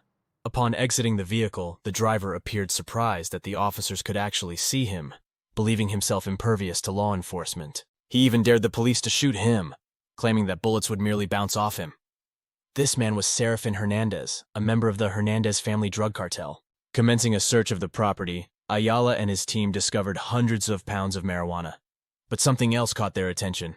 A small shed on the ranch appeared to be emitting a foul, rotten smell. Entering nervously, the officers found candles, an altar, a large cauldron, and other items indicative of brujeria, aka witchcraft. Terrified, none of the officers dared to investigate the shed any further. The marijuana they discovered, however, was enough to place serious charges against Serafin and the other men at the ranch. So all of them were swiftly taken into custody, including Serafin, his uncle Elio Hernandez, and an elderly caretaker. At the police station, the caretaker looked down at a missing person flyer on Ayala's desk and muttered a quiet, "I know that man." Ayala was caught off guard. The man in the picture on his desk was Mark Kilroy, a missing American citizen his team had been helping U.S. officials search for the last 3 weeks. Questioned how he knows Mark Kilroy, the caretaker explained that he had fed the young man while he had been kept bound in the back of a Suburban at the ranch 3 weeks earlier. However, he had no idea what had happened to him after that. Intrigued, Ayala interrogated the other arrested individuals, trying to find out any more information they knew about Mark Kilroy and what happened to him. None of the men admitted to knowing anything. That is, except for Serafin Hernandez. He openly confessed that he and his family had kidnapped Mark and brought him back to the ranch on the orders of El Padrino, the Godfather. Serafin continued, telling Ayala that El Padrino had specifically requested a smart, handsome American studying to be a doctor. But why, Ayala asked, did El Padrino order such a specific kidnapping? And why had no ransom demands been made to Kilroy's friends or family? Serafin looked up, meeting Ayala's eyes, and calmly responded. El Padrino wanted a human sacrifice. 3 weeks earlier, in the early hours of March 13, 1989, college students Mark Kilroy, Bill Huddleston, Bradley Moore, and Brent Martin decided to wrap up their night of partying. Like many of their peers had done before and have done since, they had crossed the International Bridge from Brownsville, Texas to spend spring break in Matamoros, Mexico, where the legal drinking age was just 16. A pre-med student at the University of Texas in Austin, Mark looked forward to a fun-filled spring break. Before enrolling at the University of Texas, he had earned a basketball scholarship at Charleston State, demonstrating both his athletic prowess and academic excellence. At one point, Mark's friends lost sight of him after he started talking to a few girls. When they found him again, he was chatting with the winner of that day's Miss Tan Line contest. Bill and the others then suggested heading back to the hotel. Around 2 a.m., the group of 4 walked down the main strip, surrounded by a throng of partygoers. Bill rushed ahead to find a place to relieve himself. When Bill regrouped with the others, he realized Mark was missing. Bradley and Brent mentioned that Mark had also stopped for a bathroom break but hadn't come back yet. They backtracked, searching for any sign of their friend, but found none. Thinking Mark might have crossed the border earlier and was waiting for them at the car, they decided to head there. However, Mark was nowhere in sight. This was 1989, long before the convenience of cell phones. All they could do was wait and hope he'd show up. But after 2 hours, there was still no sign of Mark. They went back to town to look for their missing friend, but couldn't locate him. This led them to believe that Mark had spent the night with the Miss Tan Lane winner they saw him talking to earlier. But Mark's friends grew increasingly anxious as he failed to return to the hotel the following day. So they headed to the U.S. consul in Matamoros for help. The consul reassured them, suggesting Mark had likely wandered off and passed out, and that he would likely turn up soon. But as you already know, that is not what had happened. With Mark failing to reappear, the 3 friends, alongside Mark's parents, approached the Cameron County Sheriff's Department in Brownsville, reporting him missing to Lieutenant George Gravito. But because Mark had vanished across the border in Mexico, Gravito had no jurisdiction to search for him. So he contacted the local Matamoros police, hoping they would help him, given the long-standing relationship and cooperation between them and his department. However, Gravito was taken aback when the Matamoros police asserted Mark had gone missing in the US was none of their concern, and they would not be investigating the case. Despite this, Gravito was able to convince another agency to help him, the Drug Enforcement Unit of the Mexican Federal Police, led by Commandant Ayala. Despite his diminutive stature, Comandante Ayala was well respected, and he was renowned for his unwavering commitment to justice. Desperate for answers, Mark's parents, Jim and Helen Kilroy, traveled to the area to search for their son. Despite their relentless efforts, distributing flyers, speaking with locals, and urging law enforcement, they came up empty-handed, even offering a $15,000 reward, and getting his case highlighted on America's Most Wanted yielded no breakthrough. Despite receiving numerous calls and tips, none of them led to any sign of Mark or what had happened to him that night. The case was turning cold. That is, until Ayala's chance encounter with the followers of El Padrino, which was about to bring new levels of horror to their doorstep. El Padrino, the officers soon discovered, was the nickname of Adolfo de Jesus Constanzo. Born in Miami to a Cuban immigrant mother, Adolfo was raised in the Palo Mayombe tradition, an Afro-Caribbean religion related to Santeria but known for its darker practices. While rituals often involve animal sacrifice and the use of human bones, human sacrifice is strictly forbidden. Adolfo's mother, Delia, believed he was a chosen one, performing rituals to dedicate him to various gods or spirits and invoking their protection. In fact, at only 6 months old, she had him blessed by a Haitian priest versed in Palo Mayombe. When Adolfo was still a child, his father passed away. Seeking a fresh beginning, Delia moved to San Juan, Puerto Rico, where she soon met a new partner and remarried. Yet, there was a complication. Delia's new husband was Catholic. Concealing her Santeria background, Delia consented to raise their child, along with Adolfo, in the Catholic faith. Adolfo was baptized and even served as an altar boy. Yet, unbeknownst to her new husband, Delia frequently took young Adolfo to Haiti to delve deeper into Haitian voodoo. With similar beliefs to Santeria, Haitian voodoo necessitates offerings, and personal altars adorned with devotional objects serve as the setting for dancing and singing ceremonies. Shockingly, as a reward for good behavior, Adolfo's mother actually gave him animals to mutilate and kill. In 1972, the family returned to Miami, and Adolfo's stepfather passed away, leaving his mother with enough money to live comfortably and the freedom to openly practice her dark beliefs. In Little Havana, where they resided, Delia was known as a witch, with neighbors claiming they would find headless goats or chickens on their doorsteps if they had any altercation with her. She even faced arrest for hoarding 27 animals in her cramped apartment at one point, which reportedly had floors covered in blood and feces. During his teenage years, Adolfo apprenticed under a local priest to learn more about Palo Mayombe, seeking to learn how to sustain himself through his religion. At the core of Palo Mayombe is a cast-iron cauldron known as a nganga.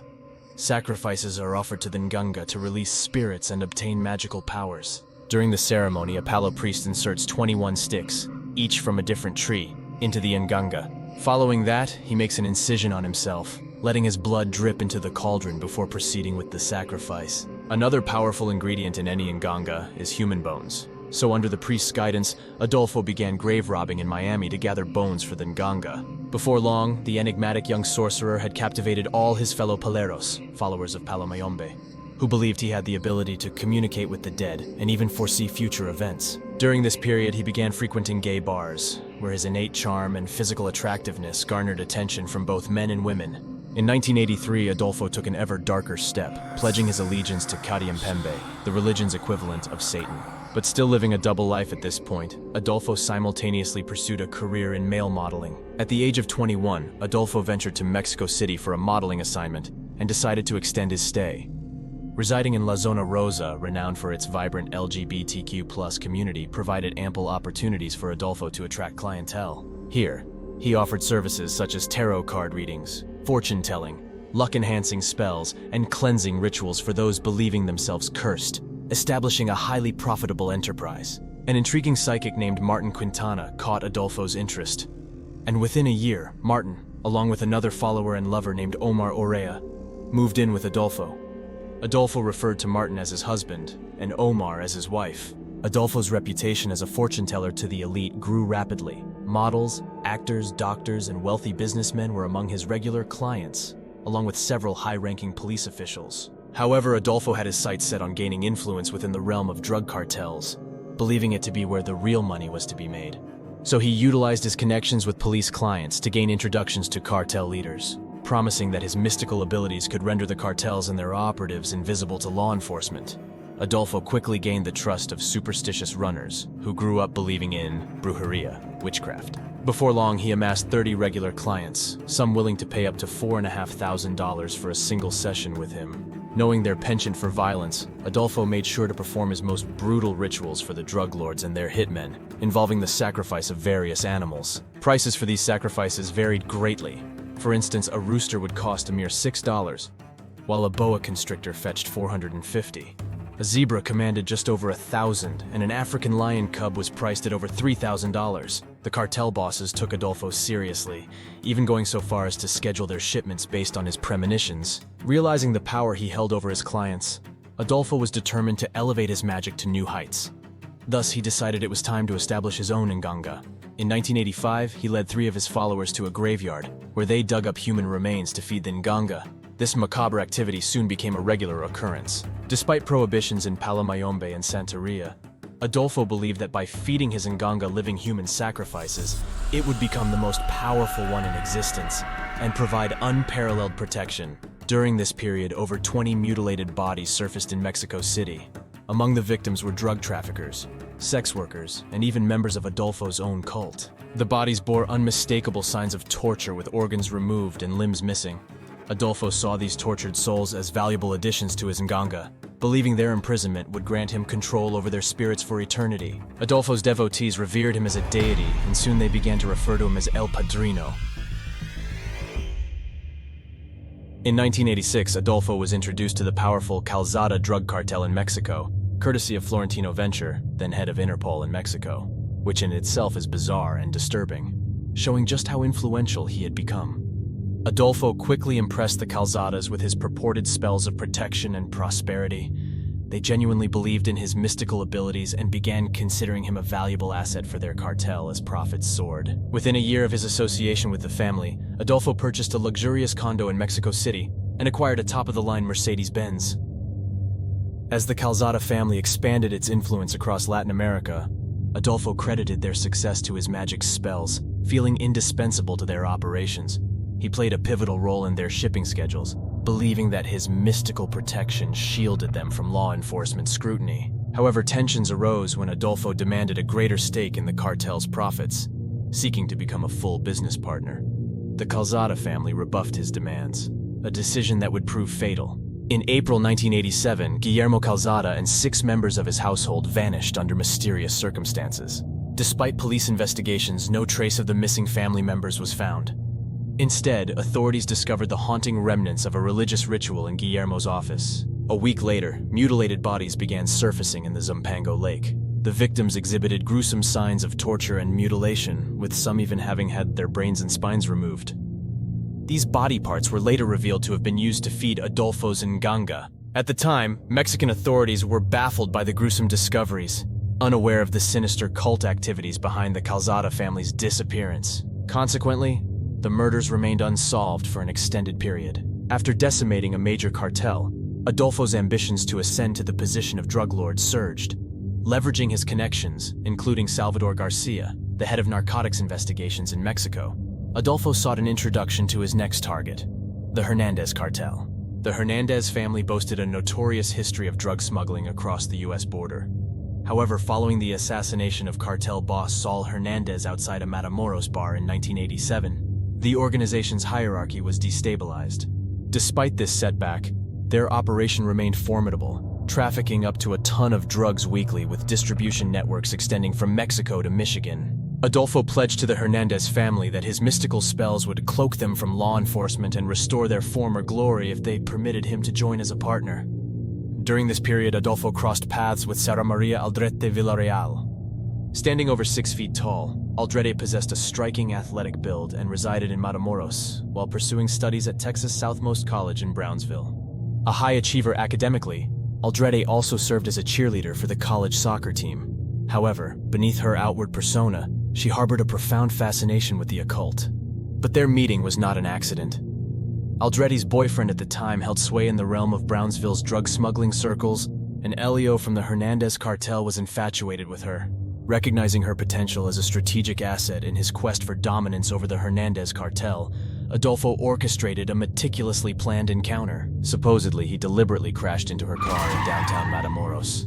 Charming her, it didn't take long for her to be drawn into his dark world. Taking on the mantle of a high priestess within his cult, Albright ascended to the title of La Madrina, the godmother. With the Hernandez cartel's blessing, Adolfo ascended to the position of their new leader. Entrusting Albright with critical responsibilities, she assumed caretaking duties for his followers in Mexico during his cross-border marijuana smuggling missions. Moreover, she took on the grim task of recruiting new recruits and procuring victims for the cult, luring in unsuspecting prey. Adolfo resettled at Rancho Santa Elena, where he persisted in his disturbing rites, offering sacrifices to sustain his nganga. Within a modest shed on the estate, cultists convened for rituals reminiscent of Adolfo's experiences in Haiti, marked by indulgence in alcohol, cigar smoke, torture, and appeasement of the nganga. Adolfo's insatiable thirst for power drove him to seek diverse individuals to fuel his malevolent spells. For instance, to imbue strength upon his chosen recipients, they hunted down physically strong men, seizing them and offering their muscles to the insatiable nganga. In a chilling incident in May 1988, Adolfo's depravity reached new depths. After shooting a drug dealer and an innocent farmer, he deemed their suffering insufficient for his nganga's demands. He personally orchestrated the torture and dismemberment of a transvestite named Ramon Esquivel in Mexico City. The grisly remnants were then callously strewn across a public street, discovered by horrified local children the following morning. During a drug conflict that resulted in Ovidio Hernandez and his young son being kidnapped, Adolfo resorted to sacrificing a hapless stranger, invoking his nganga's power to secure the safe release of his cult members. Astonishingly, they emerged unscathed the next day, with Adolfo seizing the opportunity to claim credit for their miraculous deliverance. Adolfo's disregard for human life knew no bounds, extending even to his own devoted followers, whom he would sacrifice for the slightest hint of disobedience. One such unfortunate soul, Jorge Valente de Fierro Gomez, met a tragic end after violating El Padrino's strict prohibition on drug use. Anointing Elio as an executioner priest, Adolfo adorned him with sacred symbols, empowering him to carry out sinister acts in the name of their dark religion. In a harrowing twist of fate, Elio unwittingly sacrificed one of his own nephews, gruesomely beheading him with a machete while he was hooded, mistaking him for a random victim. The depths of the cult's depravity seemed bottomless, with reports suggesting they stooped to sacrificing innocent children to invoke spells to grant them youth. Adolfo, the mastermind behind these heinous acts, insisted that victims must die in agony, their screams fueling the potency of their dark magic, believing that only through such excruciating deaths could he effectively control their souls for spellcasting. Rancho Santa Elena served as the grim backdrop for these macabre rituals, doubling as both a site for the gruesome ceremonies and a storage hub for the drug shipments controlled by Adolfo and the Hernandez cartel. Despite the inherent risks, Adolfo assured his followers of their divine protection, convincing them they would be rendered invisible to law enforcement and impervious to bullets. In March 1989, El Padrino set his sights on another grisly sacrifice for his nganga, this time coveting the brain of an intelligent victim. He issued orders for his men to procure an American medical student, determined to satisfy the insatiable appetite of his dark cauldron. Ayala escorted Serafin and Elio Hernandez in handcuffs back to the ranch, demanding them to show him where the body was. "Which body?" Serafin responded. Ayala was not in the mood for games and pressed Serafin for clarification, prompting him to specify, "I meant, which of the bodies would you like me to show you?" Law enforcement officers watched in astonishment as Serafin proceeded to identify the burial sites one by one. Throughout the entirety of the ordeal, he remained composed, seemingly unaffected by the gravity of the situation. Demanding answers, Ayala pressed Serafin about Mark Kilroy's whereabouts. With a chilling calmness, Serafin directed them toward a wire, indicating the location of a shallow grave. When Ayala inquired about the wire, Serafin explained that El Padrino intended to make a necklace from Mark's vertebrae, so they had threaded a wire through his spine. This way, once the body decomposed, El Padrino would only need to pull the wire out. When Mark's remains were unearthed, the sight was horrifying. His skull had been cut open, and his brain removed. His legs were amputated below the knees, and his spine had indeed been threaded with wire, just as Serafin described.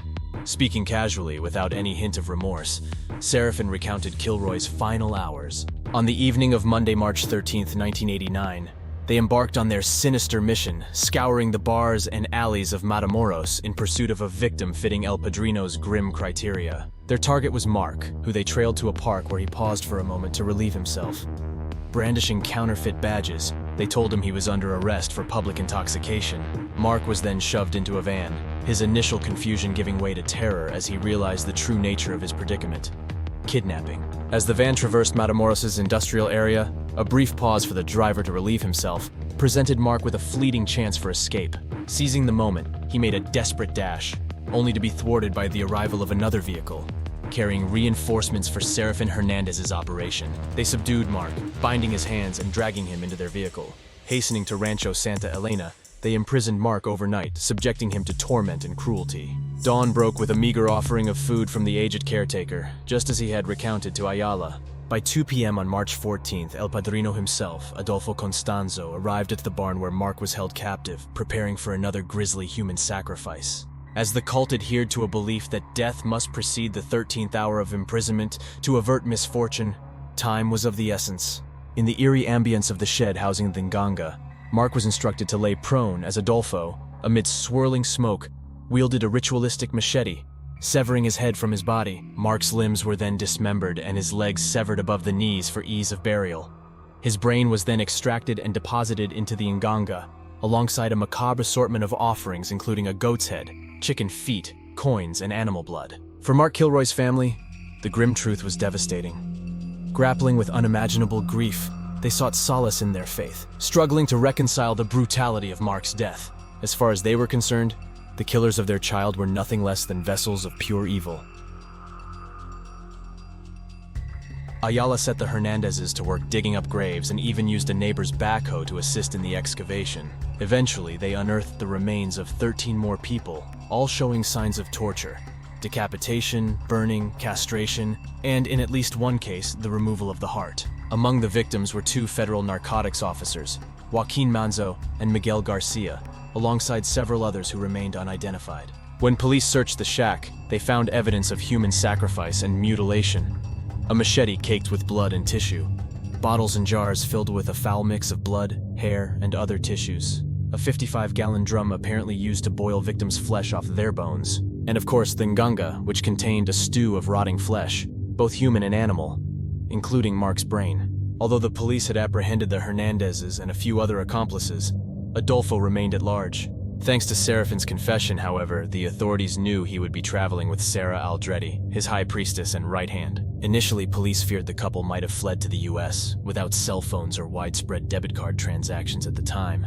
They feared they were going to go off the grid. However, the authorities discovered that the two had indeed been in the US, where they obtained fake IDs. They then drove to McAllen, Texas and boarded a plane using their false identities, heading to Mexico City. Despite searching Adolfo's various homes and properties in Mexico City, the police could not locate the couple. During a raid on his residence in Atizapán, just beyond the borders of Mexico City, authorities stumbled upon a collection of gay pornography and Adolfo's prize book of spells and recipes, containing names of influential clientele, a discovery with the potential to incite widespread scandal. Adding to the intrigue, a ritual chamber was also uncovered on the premises. As the investigation progressed, more bodies believed to be victims of Adolfo surfaced, bringing the tally of known victims to 23. But despite efforts that included distributing wanted posters and offering rewards, weeks passed with no breakthrough.